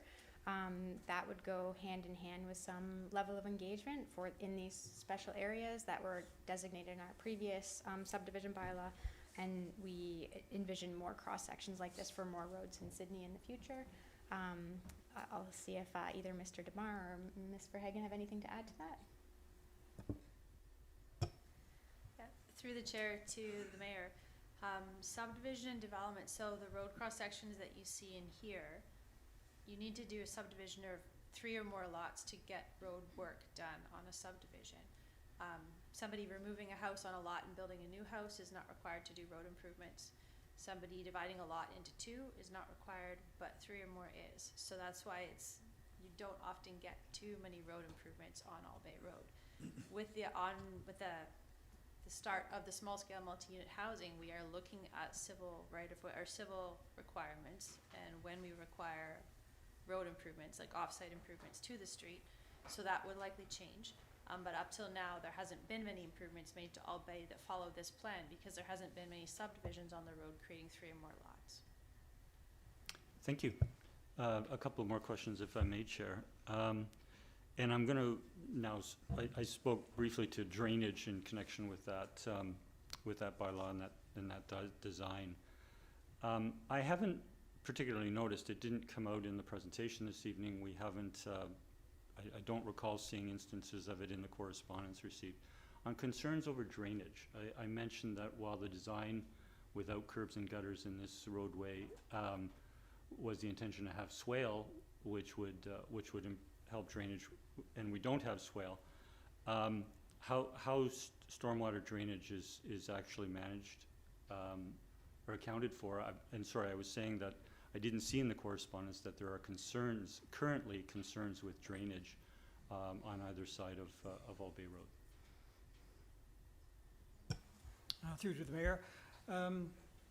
The typical section you see in the subdivision bylaw, it's in there to sort of establish maybe some guidelines. Having a swale is a way you can manage stormwaters as it sheds off the road. For Allbay, it has been developed over time. There are sections that have asphalt water control along edges of the road, so any water that's shedding off the road is being collected and into our storm drain system. There's multiple inlets, catch basins, area drains along the road that would collect that water. And where that isn't the case, where it is shedding off onto a boulevard, into a grass or gravelly area, we're not seeing any sort of evidence that there's any like ponding or pooling water or issues along that line. So we sort of see that water just infiltrating back into the ground. So it hasn't been a concern. So the drainage at this point has been working out there. Thank you.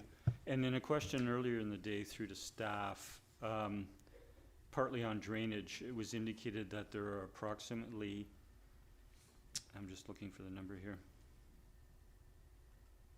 There are approximately 19 catch basins between Resthaven and Bowden? That's correct, approximately 19, yeah, service that area. Thank you. So my next question is, there was concern again in correspondence and in the presentation that with these 19 storm drains just in that segment of Allbay from Resthaven to Bowden, that there would be a concern if this were to change to gravel, that there would be an environmental concern. Can staff speak to the impact of gravel versus dirt or grass with regards to drainage and environmental impact? Based on sort of past experience and with engineering, gravel shoulders are actually not a bad thing because it does allow water to infiltrate back into the ground rather than it being collected off a hard surface and running sort of quickly back into our drainage system. So it acts as a bit of a stormwater management in terms of peak runoff off hard surfaces. It also will actually help filter water that comes off the road as well as it seems similar to grasses, where it actually helps manage that runoff off a hard surface such as a road. Thank you. My last, sorry, two more questions. One is, sorry, my next question is with regards to the option of engaging a consultant. And what we've heard clearly through the correspondence from and speakers over several council meetings and the presentation tonight is a number of concerns. I'm not going to try to provide an exact laundry list of all of those concerns, but there's concerns with speed safety, the suggestion of road humps or a three-way stop at Eden. There's concern about the mailbox. There's concern about the access to Robert on the section of Bowden to Roberts Bay, the comparison to the same access, similar access at Ardwell. And other options, whether it be Harbour Road, additional parking on Harbour Road, and so on. Would the scope of work for a consultant include trying to address all of those concerns in terms of speed, in terms of the two blind corners on Allbay, the environmental impact, of gravel, the mailboxes, access to the mailboxes, Bowden Road, Roberts Bay access, or would it be narrower?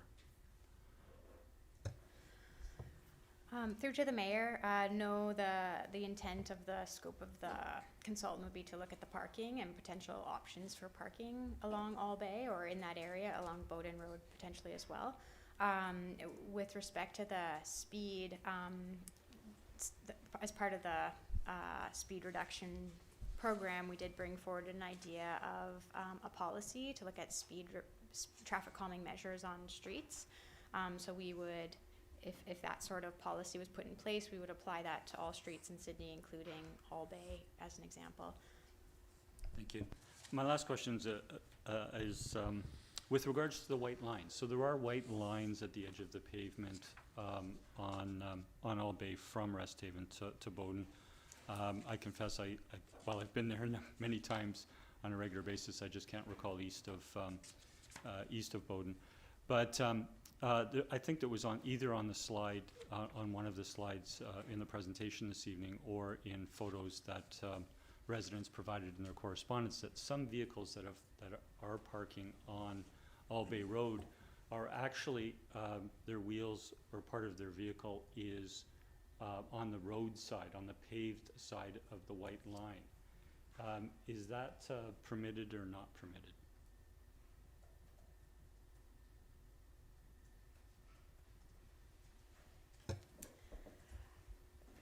Through to the mayor, I believe that is permitted as long as there's safe passage for a vehicle to get by it. I don't think that would be a bylaw infraction. The white line isn't actually a bylaw guidance for parking. So yeah, as long as there's still room for safe passage of a vehicle, I don't think that would be a bylaw infraction. And so, sir, if you could stop speaking for just a moment. Sorry, you can't speak. Through to the chair, I would move to invite the presenter to come to the podium to speak to the matter, to speak to it. Mr. Mang, if you'd like to approach the, Forgive me, I find myself frustrated by some of the remarks I hear. If environmental studies haven't been... could you turn on the mic, please? If environmental studies haven't been undertaken, then how can staff possibly comment on the validity of concerns about gravel runoff when they are well documented? But I also just wanted to, And sorry, Mr. Mang. forgive me. Through my questioning, I was indicating whether that would be part of the scope of work of a consultant.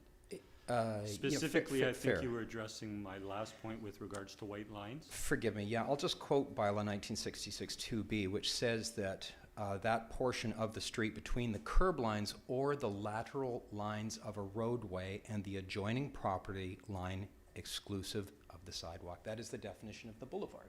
So in fact, it is a boulevard by definition. So, and forgive me, that was my outburst. Thank you, Mr. Mang. Through the chair, and I certainly provide staff the opportunity. The question whether or not it's a bylaw infraction, that may be the demarcation, but is it a bylaw infraction? Staff have indicated that it may not be a bylaw infraction. I wanted to raise it as potentially one of the concerns from residents. My last part of the question with regards to the white line through you, Chair, to staff was, is really the purpose of the white line, given that it is very close to the edge of the pavement before you go to gravel or grass or what have you, really to demarcate where that you're approaching the edge of the pavement if you're driving along the roadway, and not for bylaw enforcement?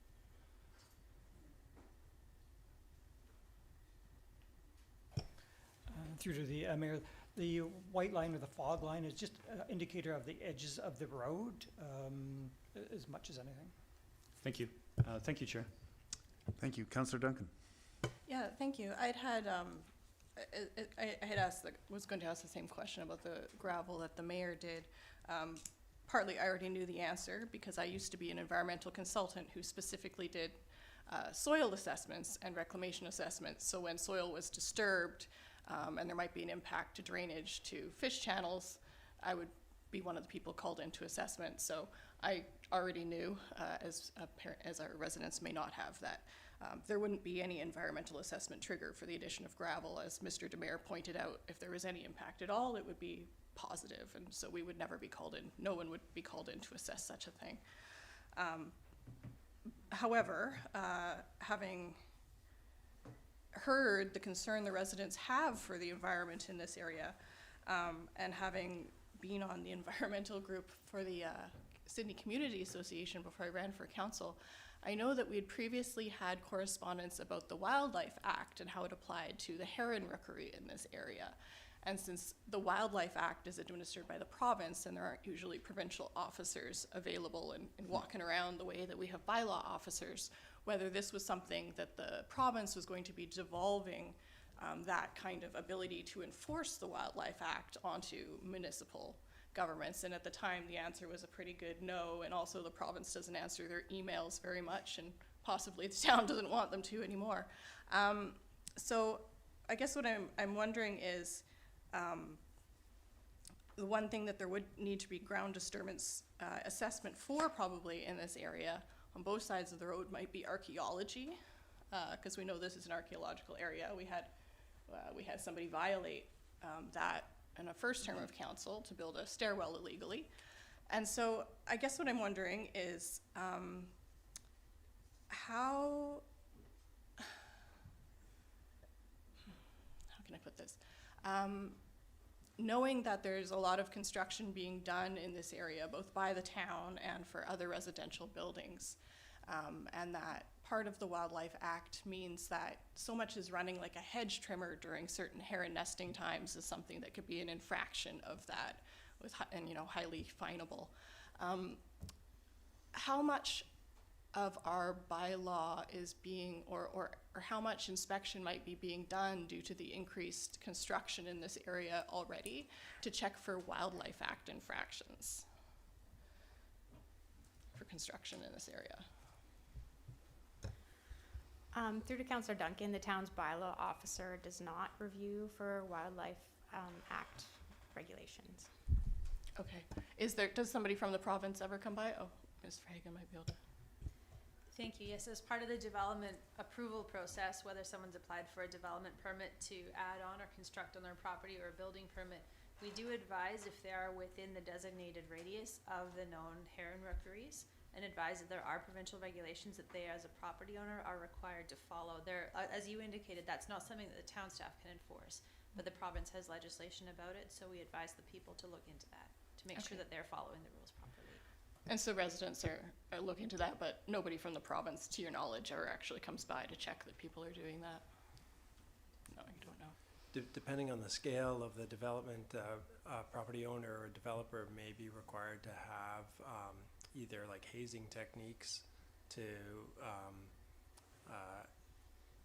ensure that there's no concerns for the birds that might be nesting, or there may be restrictions on actual activities during the nesting period, and so things like blasting or rock hammering might be required to be done outside of the nesting periods, and you may be required to have an environmental qualified professional environmental, or QEP, qualified environmental professional on site during those times. Okay, thank you. So if the residents had concerns about construction that was going on and they thought that somebody might be violating the Wildlife Act, would they call the provincial hotline then and not the town? It wouldn't be a town jurisdiction? Yeah, it's not, I mean, you could call the town, and the town would refer to the provincial enforcement. Okay, thank you. Councillor Keefe. Thank you. I think some of my questions have been answered, but here's another. I'm wondering whether staff had considered whether we might be able to set aside the gravel for now and put up no parking signs. Sorry, no parking, say between, I don't know, 7 a.m. and 4 p.m. on one side of the street. So that we wouldn't disrupt a whole lot on the boulevards. There would still be parking during the day on one side. Marine businesses and employees would be discouraged from parking there. They could still park on the other side. But hopefully, because there's only parking on one side, more of them might be encouraged to park elsewhere. And then when 4 p.m. comes, parking is open to the neighborhood, and on the weekends. So it seems sort of maybe a less disruptive approach. So I'm wondering if staff had considered that, and if we did such a thing, what the approximate cost might be to put up signs on one side of the road. And then also maybe to put up, there's a concern about blind corners, so that we could also put up signage on those areas along Allbay. I think there's a couple places where residents are concerned about people parking there. Through to Councillor Keefe, that's definitely an option that staff would proceed with if given direction by council to do so. We estimated it's approximately $500 a sign, so it would cost about $1,500 to $1,600, $15,000 to $16,000 to sign all of Allbay from Rest Haven to Jocelyn, and that's something that is feasible. I'll pass it to Mr. DeMar if he has anything else to add to that. No, I have nothing to add to that. Okay, yeah, all right, that's good, thank you. I'd like to ask a couple questions through to staff, if I may.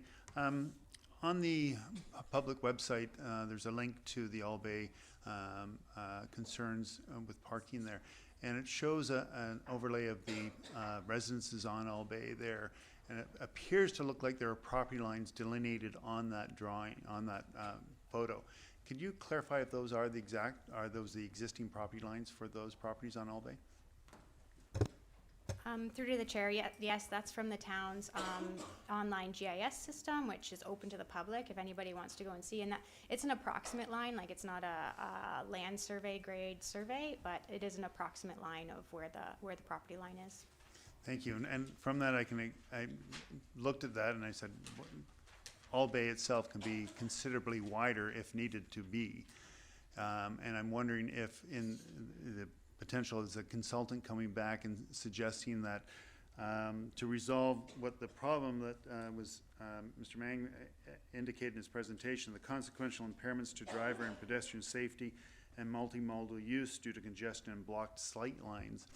Would there be a potential that the consultant come back for looking at for expansion of the width of Allbay to match the property lines that are delineated on there, that would thereby allow both parking and expanded sight lines as well as less congestion?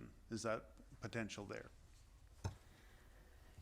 Through to the chair, that's a potential. However, due to all the protected trees along Allbay Road, it's not something that staff would support at this time.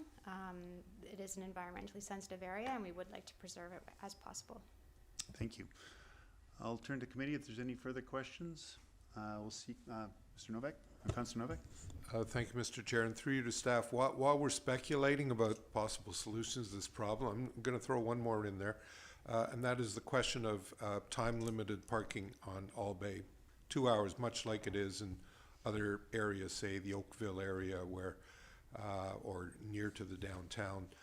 When we're close to commercial areas, that's something that we do to make sure that people aren't using those parking spaces for work purposes. Downtown, we have a solution, Mary Winspear. But on Allbay and Harbor Road, we don't have that solution yet. Nonetheless, there is a possibility of spreading that parking out further. So is the idea of putting time-restricted parking from, as Councillor O'Keefe suggested, 7 to 4 or 8 to 4 or 9 to 5, whatever, that would allow service vehicles to be able to park in front of Allbay residences. It would allow necessary parking there during the day, and in the evening that would go away, but it would prevent people from using it as a commercial parking lot. Is that an option? Through to Councillor Novak, the intent of the time-limited parking in the downtown, like the 2-hour, 1-hour parking, is to encourage vehicle turnover, to have more people visiting the businesses down there, which is not necessarily the situation on Allbay Road. However, if directed by council to do so, we could definitely look into it. Again, that's not the intent of the 1 and 2-hour parking, though. It really is to encourage more visitors to the businesses in the downtown.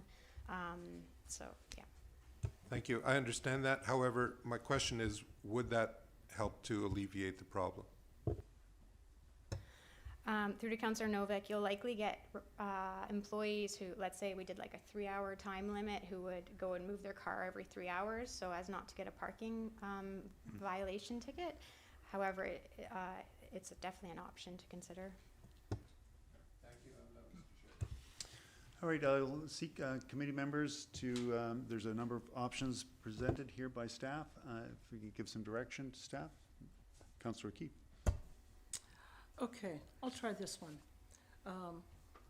I'll move that staff review the feasibility and costs of placing no parking 7 a.m. to 4 p.m. signs on one side of Allbay, and on placing no parking signs on blind curves along Allbay, with or without gravel on that side. Seconded to the motion. A second for discussion. I think we have the motions made and seconded. Councillor O'Keefe. Yes. So what I'm trying to do is to eliminate the disruption to the area and the cost to taxpayers of having gravel on both sides. And it would still allow for some parking on the other side, but it would be limited. And it would be limited within whatever time. I'm saying 7 a.m. to 4 p.m., but that's not cast in stone. What I'm asking staff to do is to go and consider this, and they would come back maybe with an alternate time.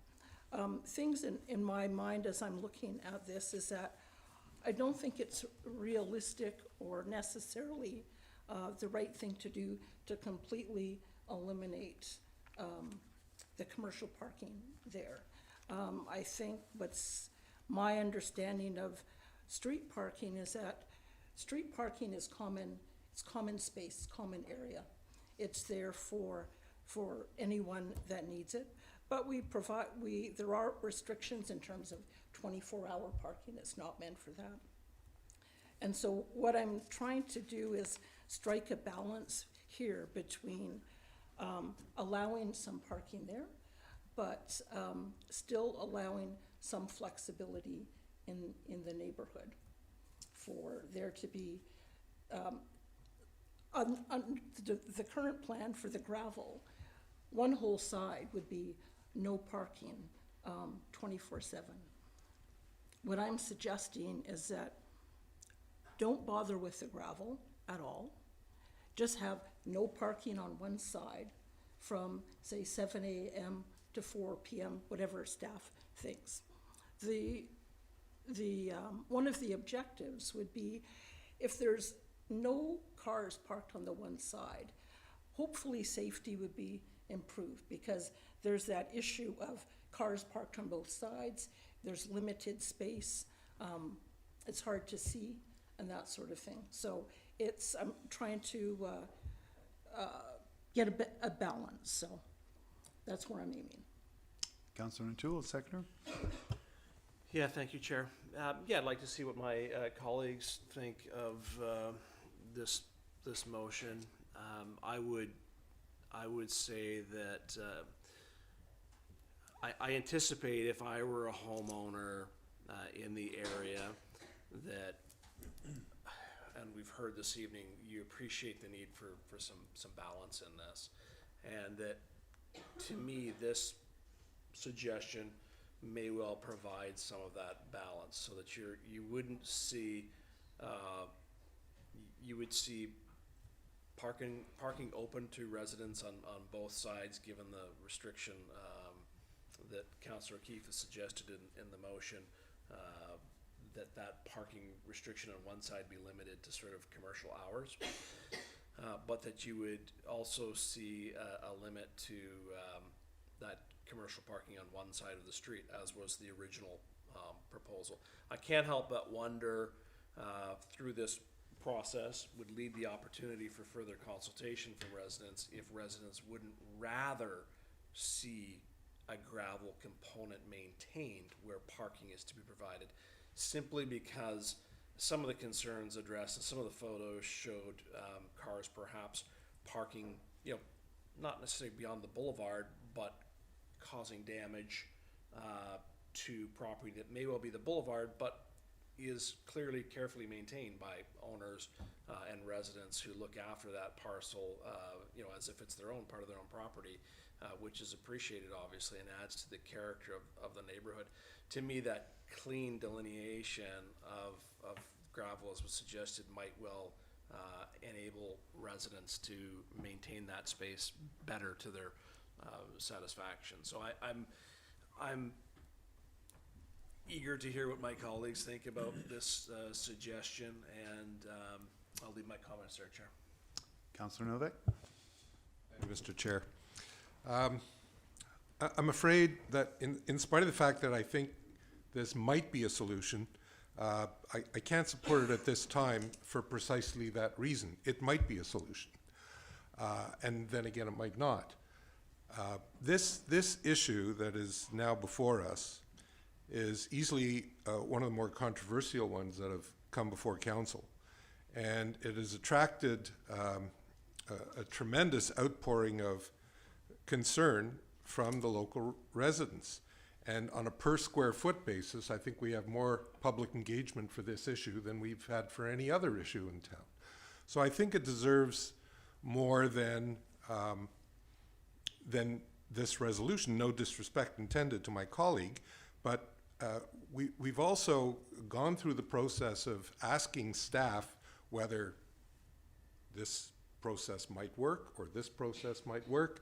No parking, time limit, et cetera, and our staff, to the best of their expertise, have given us a lot of maybes and might be's and could work and might not work, and I think our citizens deserve better than that. I think at this point, I'm more partial to looking at a review by a consultant, None of us are parking consultants. We don't have the expertise to know whether or not this solution will work or will solve the problems or will make the residents happy. It may sound like it would at this point in time because we're so immersed in it right now. It's the old, I'm not sure we can see the forest for the trees. But I think we need to do better for the residents of Allbay than pass a hastily written, and again, no disrespect intended. I think Councillor O'Keefe has got her heart in the right place, but to simply take a hastily written motion and say that that's going to solve the problem that has been brought to us by all these people, and I don't think it will. So, and I think the only thing that's going to give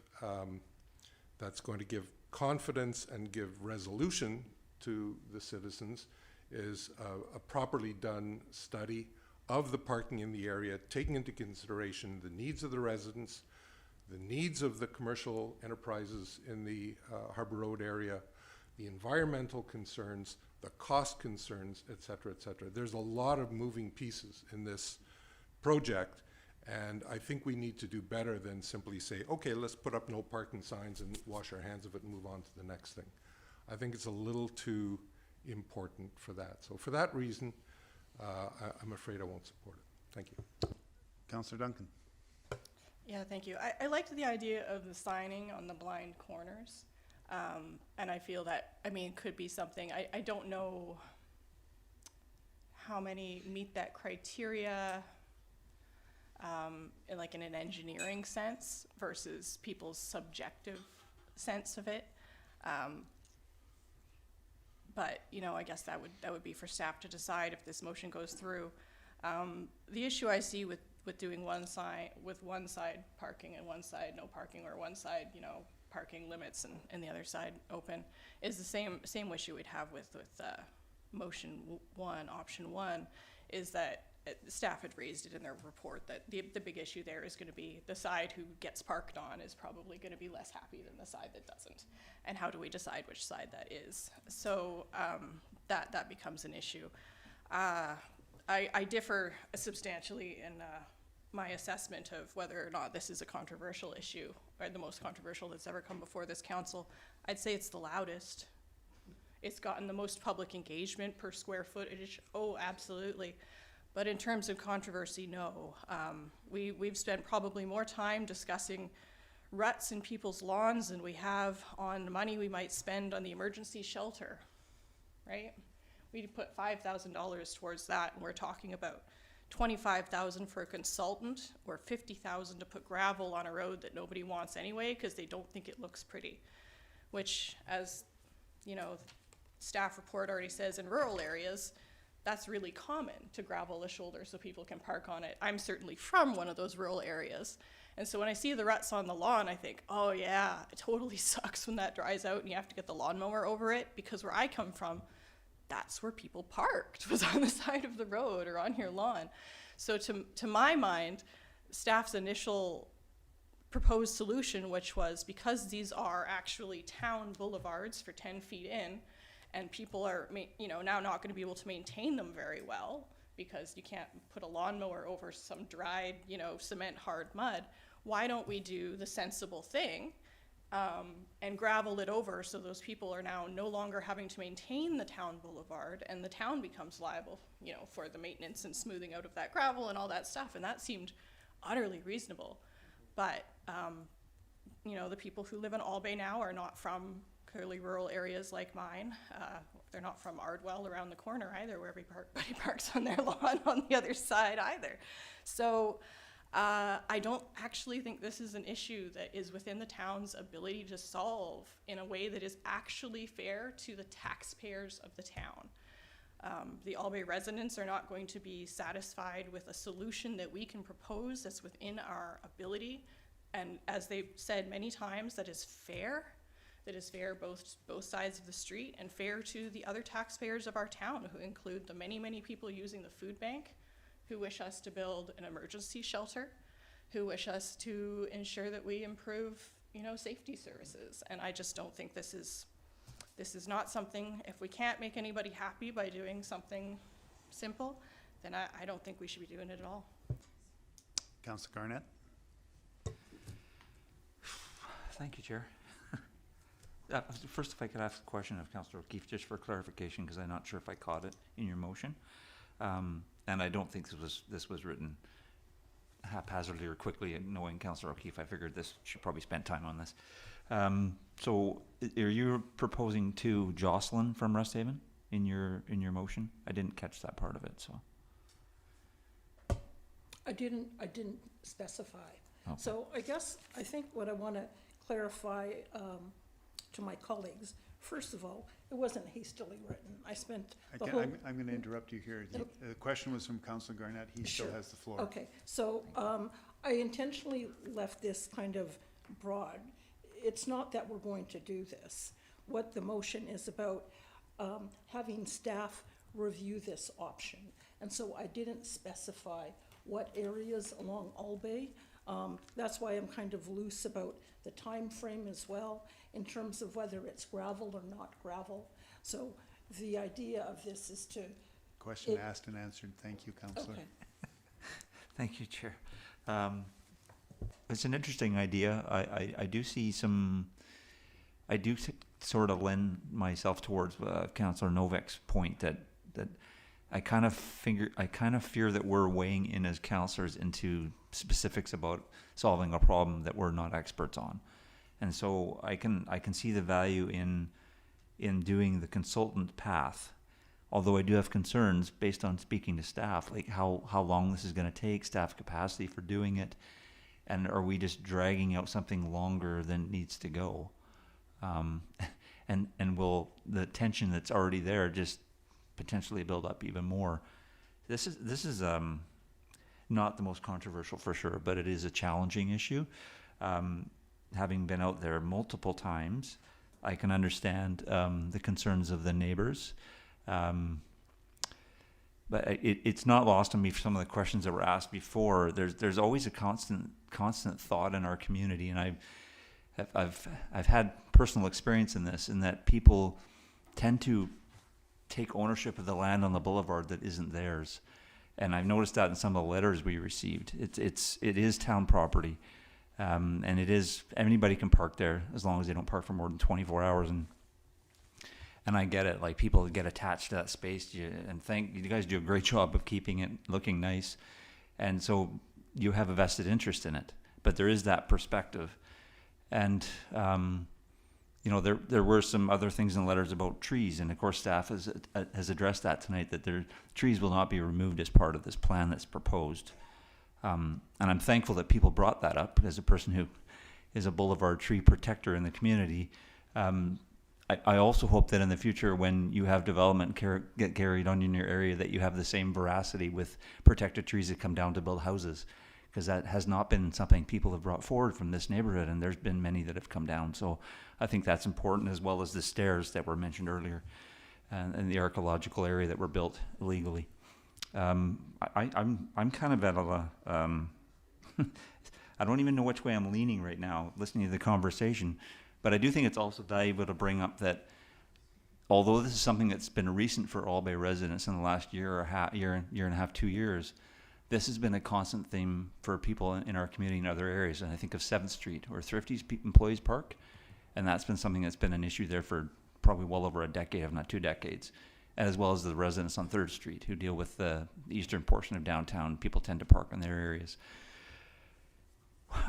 I'm at this point in time, I'm sort of floating what to do. I'm not sure.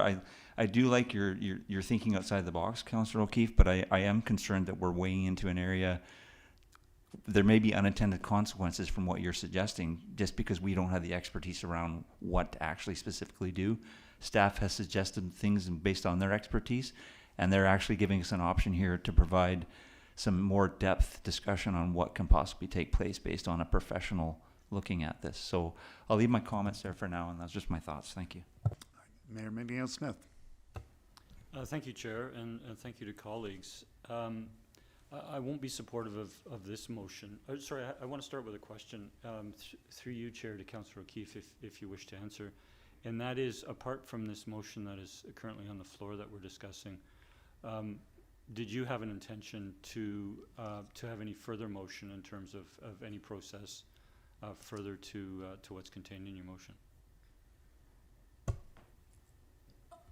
I wasn't, were you thinking in terms of consultant or rescinding previous motions?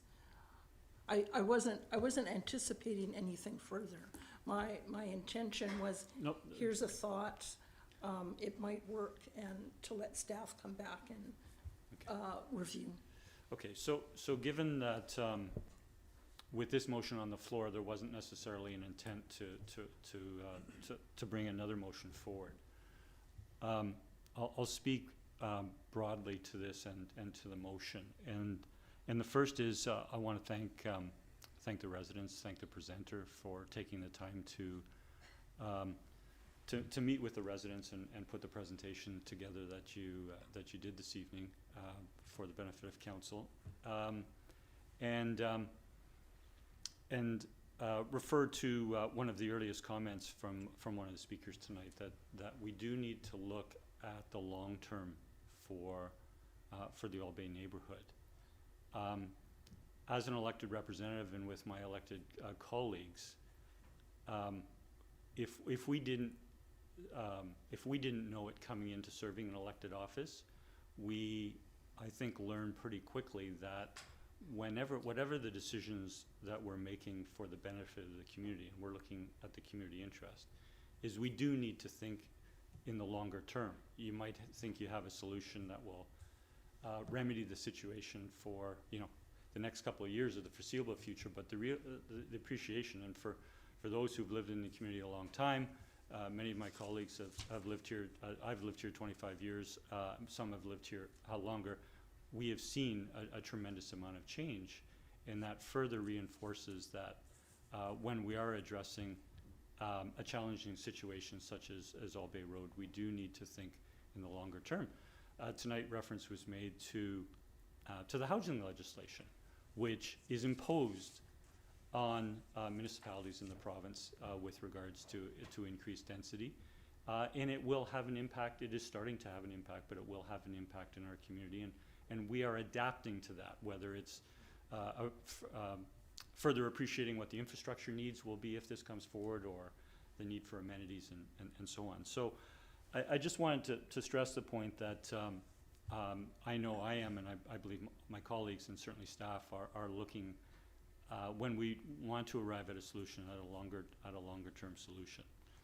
And the reality is that there will be some growth. There was, I lived in what was a cottage at the time on Resthaven that backed on to what 2 years ago or 3 years ago was that large vacant lot that now has 3 or 4 residences on it.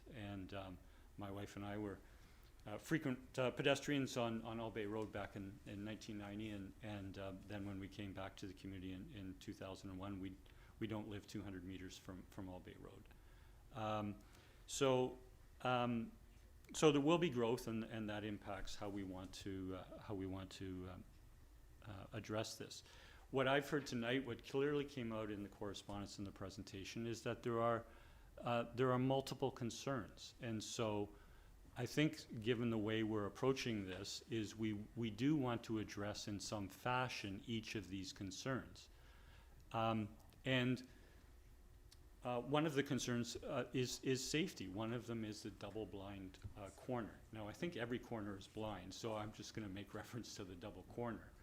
But it is a visual challenge. There's also a bit of slope and so forth. So is no parking signs for a particular stretch on either side of the road for them blind corners a solution?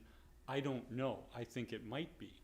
But one of the reasons I'm not supportive of the motion that's currently on the floor is that it's not that it may not be a good idea, but whatever council puts forward for consideration and puts forward, the residents, just as you have to date, are going to want to have input on that.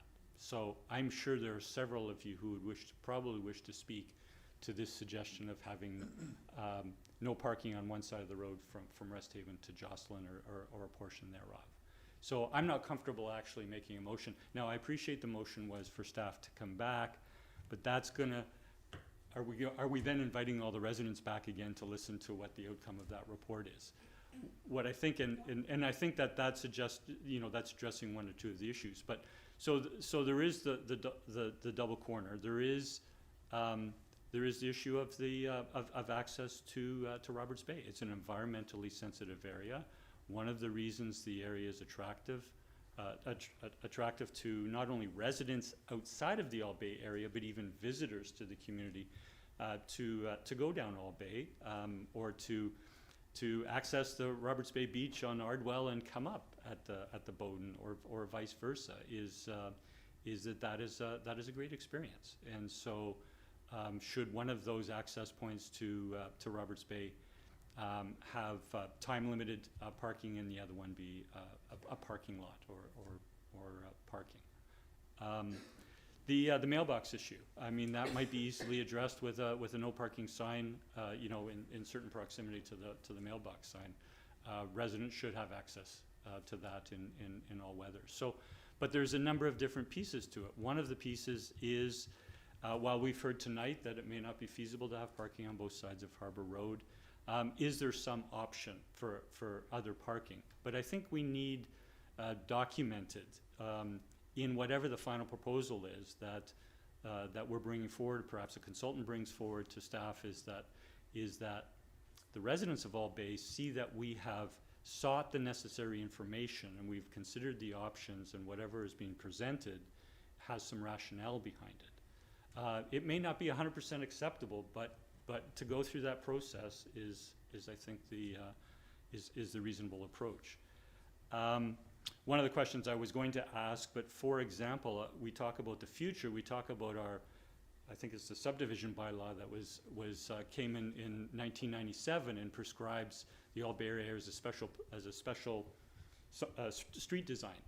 I'm not saying it's a special place. We'll all agree on that. But is that special street design that came up in 1997 and is really not in place today for the majority of Allbay Road, is that the proper street design going forward with what we might see as future growth?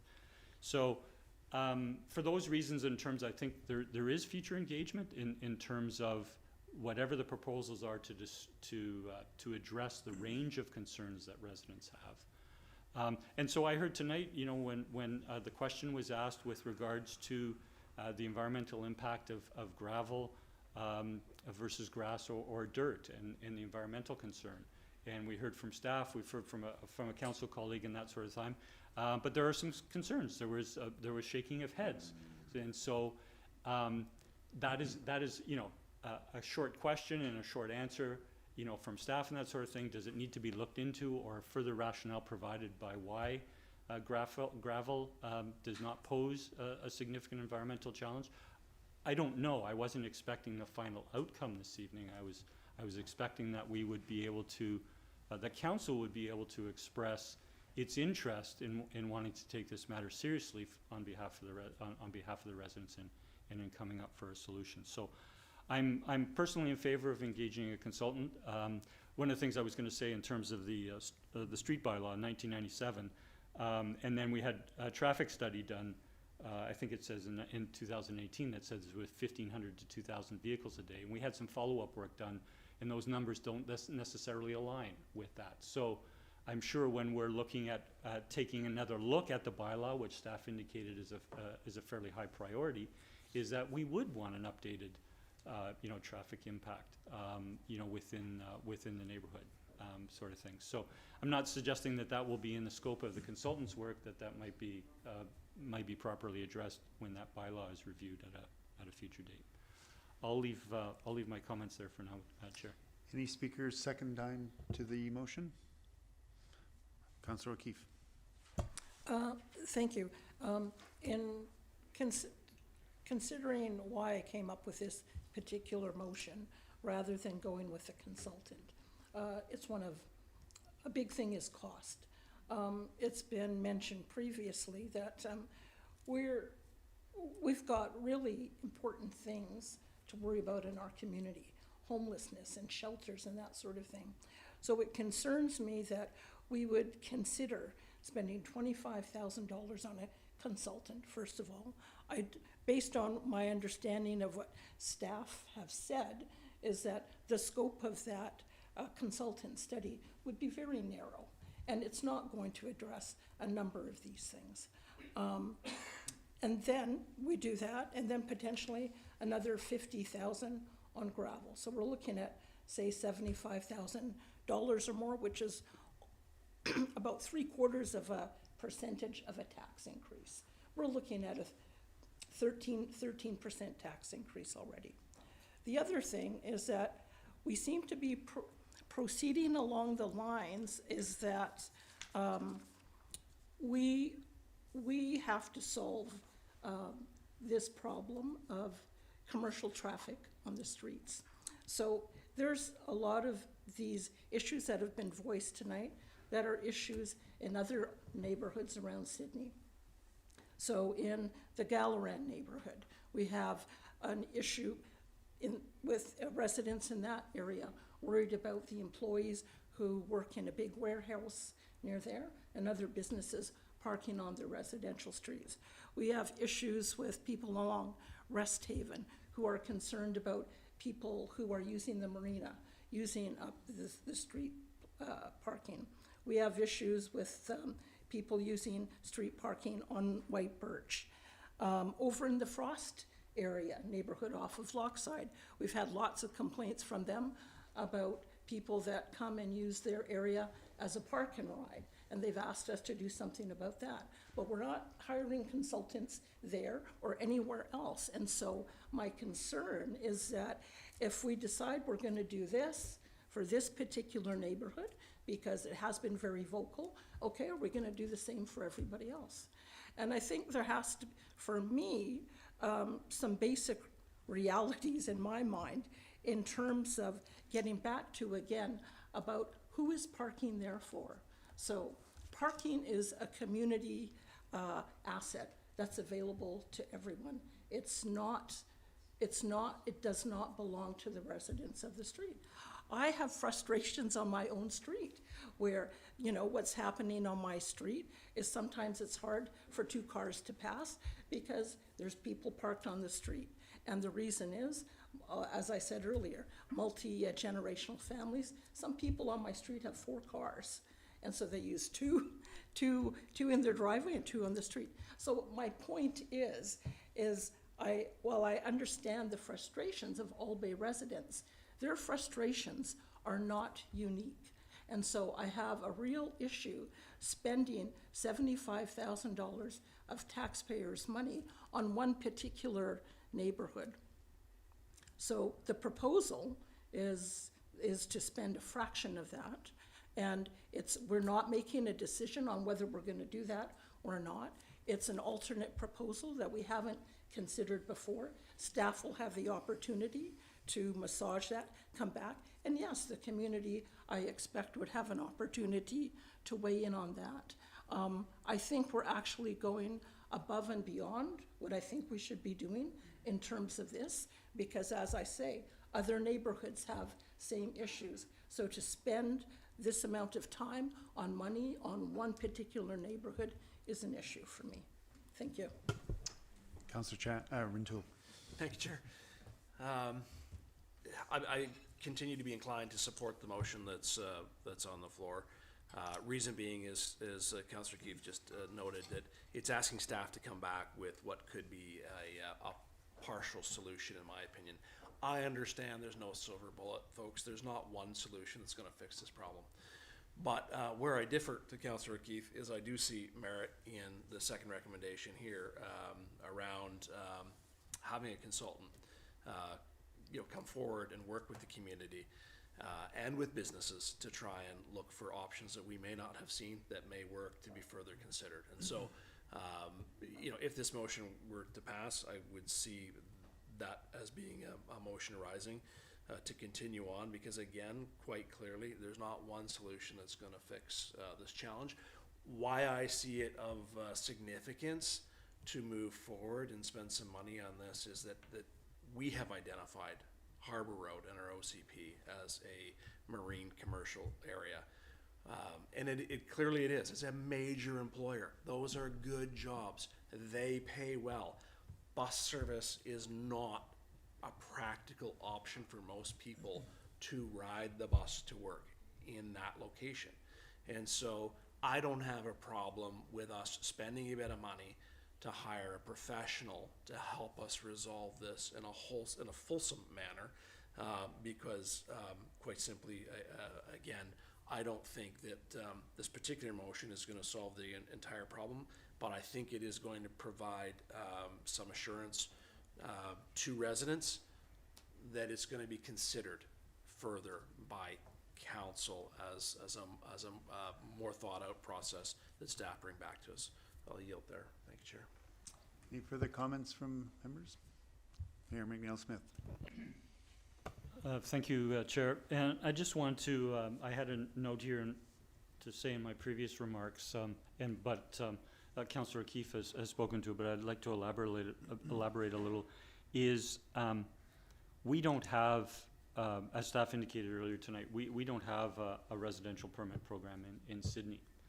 And the way it actually came forward to council last fall, which has been referred to a future meeting, was concerns expressed by residents adjacent to the downtown business community. So our largest business district is the downtown business district, from the waterfront out to the highway, and one block over to Sydney James White, and one block over to Bevan, and down some of the fingers.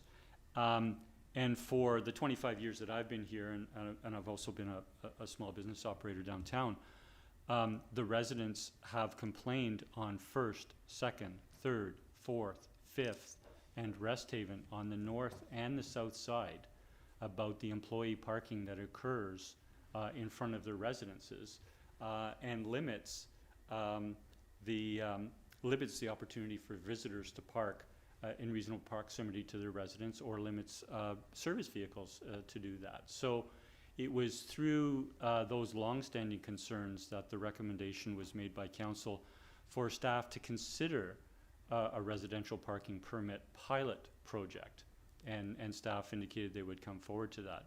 There is a challenge in doing that. If and when we set the precedent of a residential permit, we're going to have a queue of neighborhoods or streets adjacent to the downtown, Allbay and others requesting residential permit.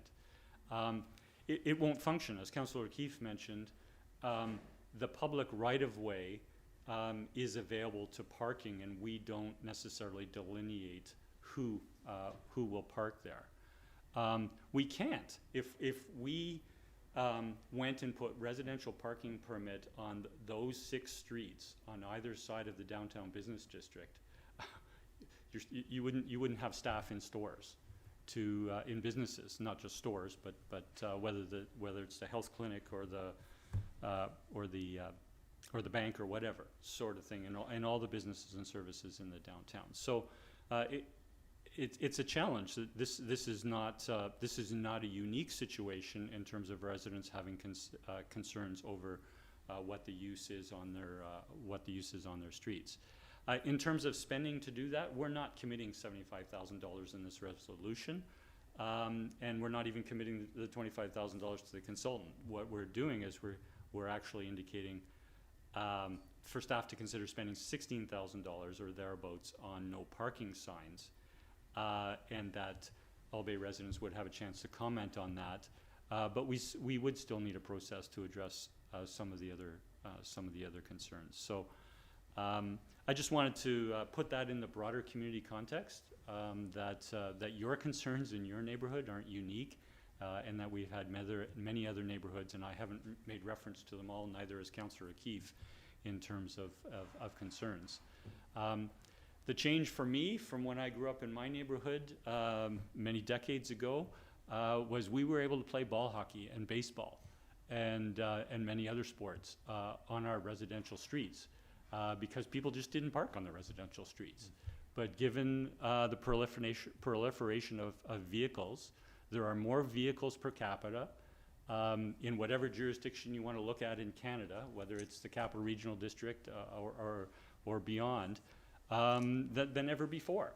And that has led to residents using the right-of-way, businesses using the right-of-way for parking because they don't have the parking on their residential property, or they don't have the parking on their commercial property, and we have to take that into consideration for use of the public right-of-way.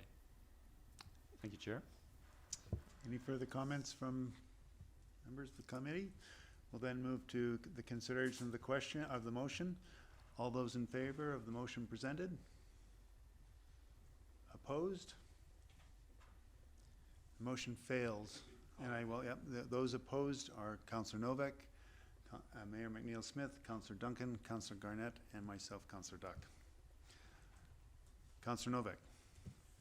Thank you, Mr. Chair. I'd like to make the motion based on option number 2 as presented by staff, and that is, I would move that further public engagement be undertaken and a consultant be obtained to review the parking concerns on Allbay Road at a cost of approximately $25,000. Seconded to the motion. Mayor McNeil Smith seconds. Councillor Novak, motivate. Thank you.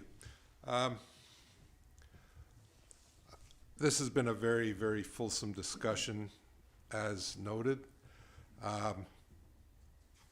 It's also been noted that we're not parking experts. We're not experts on urban planning and how best to manage a situation where we have a large contingent of residents that are not happy with a particular situation at an interface of residential and commercial areas of town. I think we need to, at the very minimum, put off making a decision until we can study in depth the pros, the cons of various traffic mitigation efforts, to look at any environmental concerns that might be there, to look at traffic concerns, speed concerns, all the concerns that have been brought up by members of the Allbay community. I don't think there's any other option that is going to satisfy those residents. I don't think there are any other options that would satisfy council at this time to know that this is going to be addressed in a manner that will satisfy all stakeholders. I don't see any other feasible options at this point. We need to move on from this, and I think the only way to move on from this is to put it in the hands of professionals who can come back to us with a study, and at that point we can make a decision knowing that we've exhausted all possibilities and we've exhausted all the resources necessary to come to a fully informed decision. Right now, I don't think we're there, and I think this is the way to do it. Thank you. Mayor McNeil Smith, the seconder. I don't have anything further to add to my previous remarks. Thank you, Chair. Councillor Garnett. Thank you, Chair. Just a question through you to staff prior to voting. I realize you presented it as a second option, and I have spoken to it earlier, but I would really like to know your comfort level with this approach.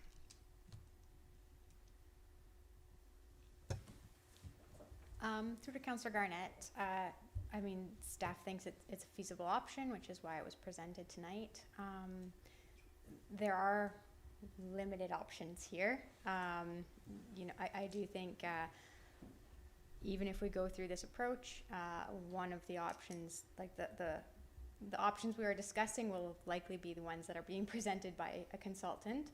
However, that doesn't mean it's not worthwhile doing. Getting a more involved engagement summary from a consultant, and then putting that together into a package and presenting that. And I do want to clarify, though, for Councillor Novak as well, that this would just be looking at like the parking use. It's not intended to look at the traffic movements, which I already mentioned. We are looking at a traffic calming policy, which that would fall under. So, but yeah, it wouldn't be presented if there weren't merits to it. Great. Thank you very much. Thank you, Chair. Councillor O'Keefe. Thank you. I won't be supporting the motion for a number of reasons. In terms of doing more engagement, this is the third meeting that we've spent on this. We spent a meeting in October, in November, and now this, we're at, the 2.5-hour mark on this neighborhood, this parking issue specifically. In terms of the comment about we're not experts on urban planning, yeah, that's right, but guess what? Our staff are.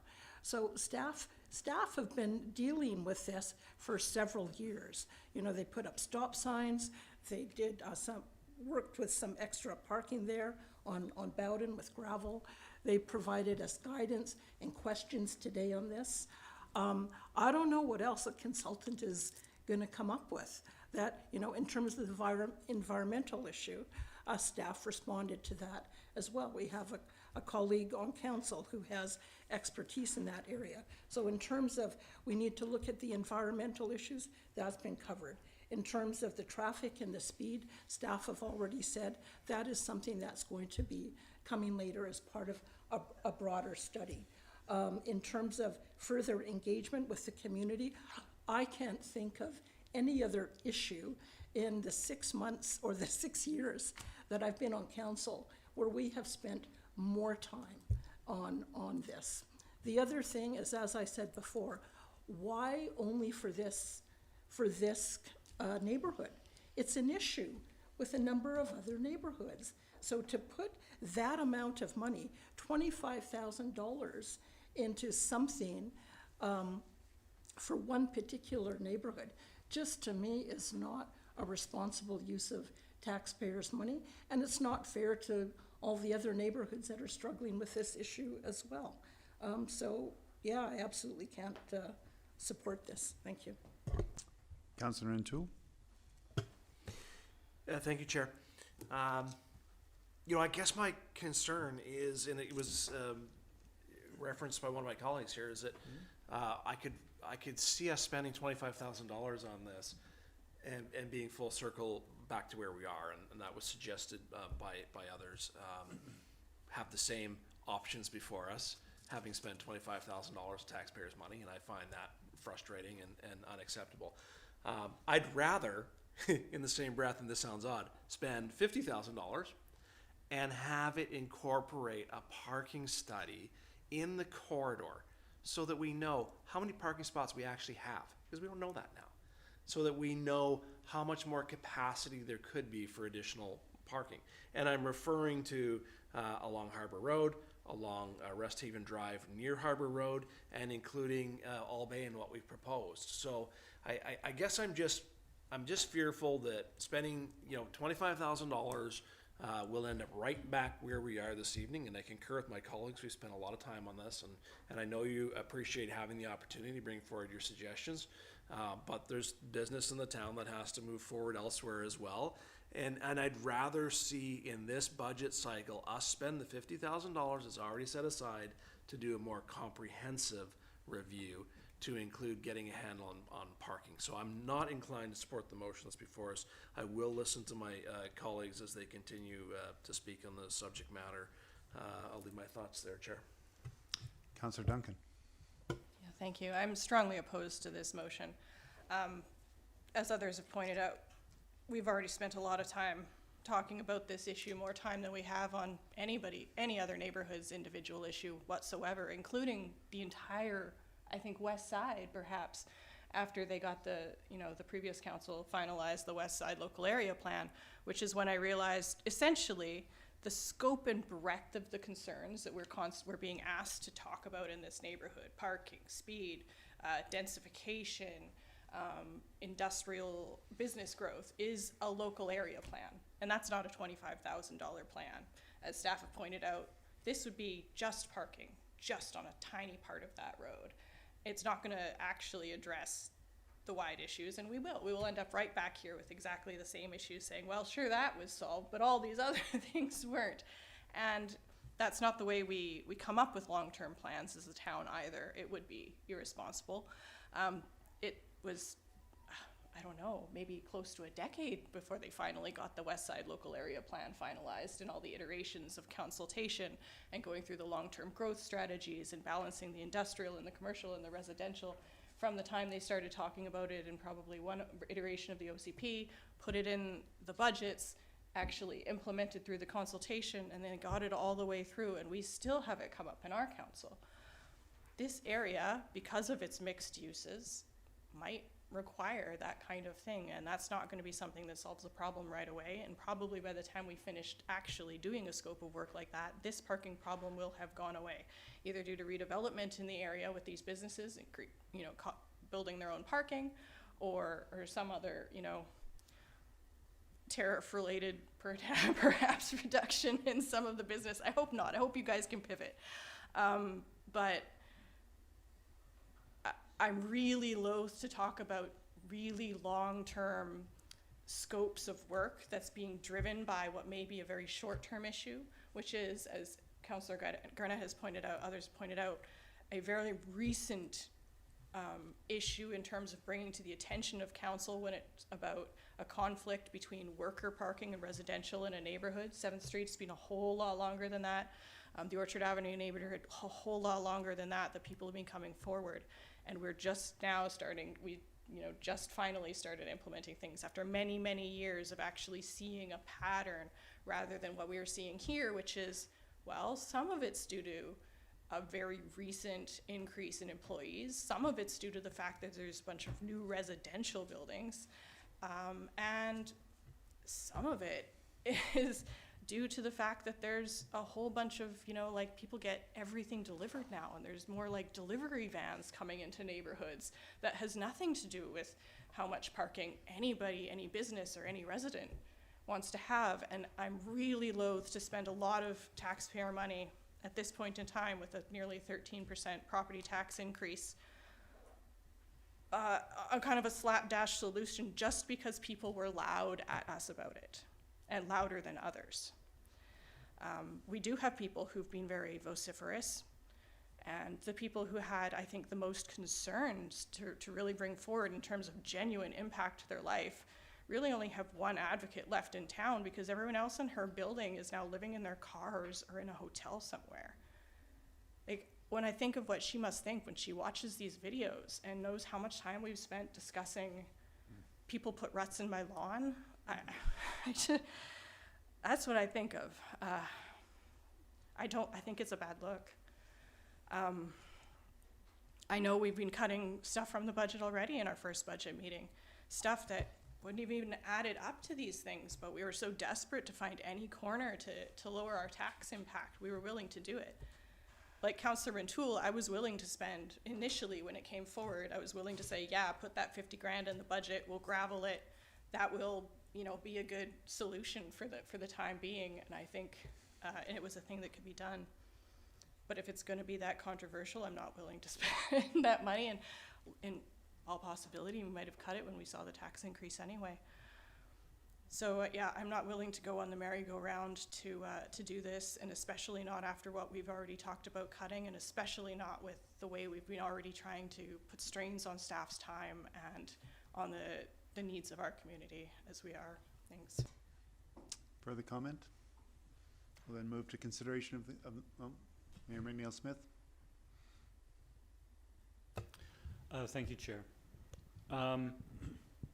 My comment is an observation listening to colleagues this evening, and I'm speaking to the audience, is that we're split as a council. This vote, by virtue of being seven of us, is going to go 4-3 one way or the other. But I think we should have stronger consensus within council in terms of a way forward on this matter.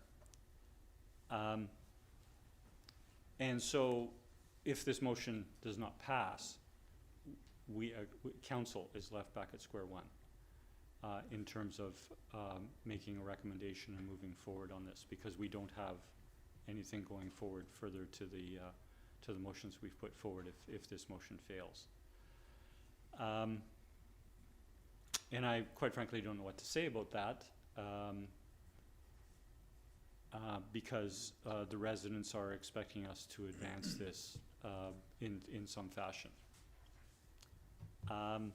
I'm not going to go through again on the points I made with regards to addressing this. We have a unique situation. The Harbor Road Marine Industrial Area has been long established over some 75 years in our community. It has been fully supported within successive official community plans. We understand the importance of the Harbor Road Marine Industrial Area to our local economy. And quite frankly, to Sydney's reputation, because the marine industrial harbor area has a fine reputation in the Pacific Northwest, not just in Canada, but in Canada and the United States. And adjacent to it, literally by fence, from the boatyard, is the Allbay neighborhood that has a long history as well. And council took the effort during the previous council, during the consideration of the updated OCP, to actually include more environmentally sensitive areas, where more factors had to be considered when we were taking action in an environmentally sensitive area. And this area has long been an environmentally sensitive area. Roberts Bay is probably the best known environmentally sensitive area. Well, Ray Creek is up there as well, and Ray Creek Pond. But I think there's some value in terms of engaging a consultant. What I want to see going forward, whether it's a consultant, whether it's staff, I understand resource, I understand budget and where we are, is we need to, in writing, in a written proposal, address the concerns that have been expressed. We have a report from last fall, and we're going on 25 questions that council has asked tonight to try and come up with a solution. We may feel strongly about a particular solution, and I have my thoughts, but we started a process, and let's continue the process in terms of a consultant on this. I think, given the precedent of the marine industrial area and the Allbay neighborhood, which is fairly large. Listen, when we I made reference earlier to the complaints of residences on all of those streets on either side of the downtown business district. What did the town of Sydney do? And it was the council from 2014 to 2018, none of us that served on that council, is they approved the community parking lot at the Mary Winspear Center. That's I don't know, 170 spaces and adjacent to what's there. So we have invested to solve challenges within the community, and I'll leave my remarks there and still remain supportive of this. Any further comments? Councillor Novak? Thank you. I don't want to reiterate everything that's been said, but I think it's really critical that we do move forward on this one way or another. I think if this motion fails, as Mayor said, we're back at square one. All the efforts that have come to this point will have been for naught, and the residents will go away disappointed, and we will not have any solution on the horizon to this problem. All we're asking at this point is to put it into the hands of professionals who will hopefully come back to us with a proposal that we'll be able to gladly endorse and would hopefully satisfy the concerns of all people. I agree that $25,000 may seem like a lot, but this is the situation that's before us. It was not of our doing. In a way, it was of our doing, because we didn't go along with the initial staff report, and it was controversial at that time. It's controversial today, and there is a solution at this point, and that is to put it in the hands of a professional who can at least come back to us and say, this is what you should do, and hopefully that will be something that the entire council can stand behind. Thank you. Councillor O'Keefe. Thank you. I just want to speak to the comments being made about if we don't pass this motion, it's been a whole big waste of time, and that we have to do something. Point of order, Chair. Excuse me. Okay. Point of order? Speaking to the motion is what is appropriate, Chair. Interpreting the comments of another council member is not appropriate. Okay. Point of order taken. Please continue, Councillor O'Keefe. Sure. So I'm not personally concerned about if this motion doesn't pass in terms of what are we going to do next? Because if we don't do this, we still have that $50,000 that's in the budget, and we can discuss at budget time whether we want to keep that in there or not. And going back to my comments about our responsibility to do something about the commercial parking on Allbay. So that's what it kind of comes down to. Do you believe we have a responsibility to get those marine vehicles out of there? Yes or no? And if you believe that the parking belongs to the residents of the street, I don't think that's what I've heard today, but if that's your sense, then I guess we would move along with the 50,000, but I guess I'd be thinking, you gotta do the same for all the other neighborhoods as well. Galaran, White Birch, downtown. So this doesn't move us any further ahead. Thank you.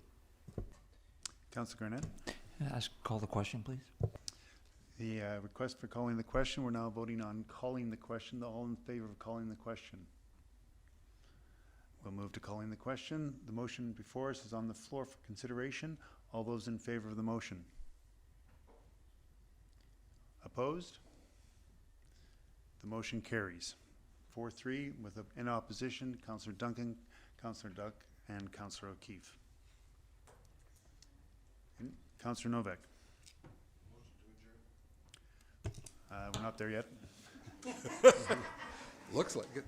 Any other motions that the committee wishes to consider at this time? See none, just to inform the public where it goes from here. There's been a resolution put forward by and supported by committee. This is committee of the whole. This will now proceed to council for verification at council. Does not mean it's confirmed at this point. It's only a consideration by council. Mayor McNeil-Smith. Thank you. I think, given the presentation and reference to the motions that put the gravel shoulders in the budget for consideration, we have not removed that tonight. We will continue budget deliberations on Tuesday, tomorrow's March the 4th, Tuesday, March the 11th, and we'll be considering at that time. I can't speak for council on this, but I would not be looking to make a decision. Sorry, if council were to approve the budget on Tuesday, March the 11th, and this $50,000 regarding those two motions was included in the budget, it does not mean council is committed to spending that money on this item.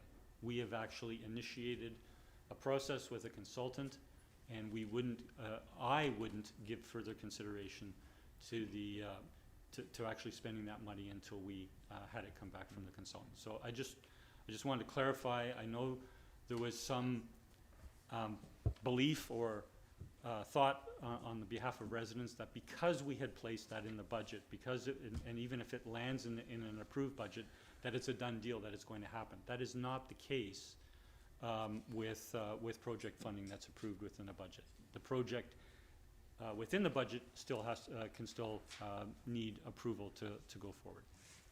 Thank you, Chair. Thank you, Mayor. Any other final thoughts on this issue? I'll then seek a motion for adjournment. So moved by Councillor Novak, second by Councillor O'Toole. All those in favor? We stand adjourned. Thank you, everyone. Thank you for your participation and patience.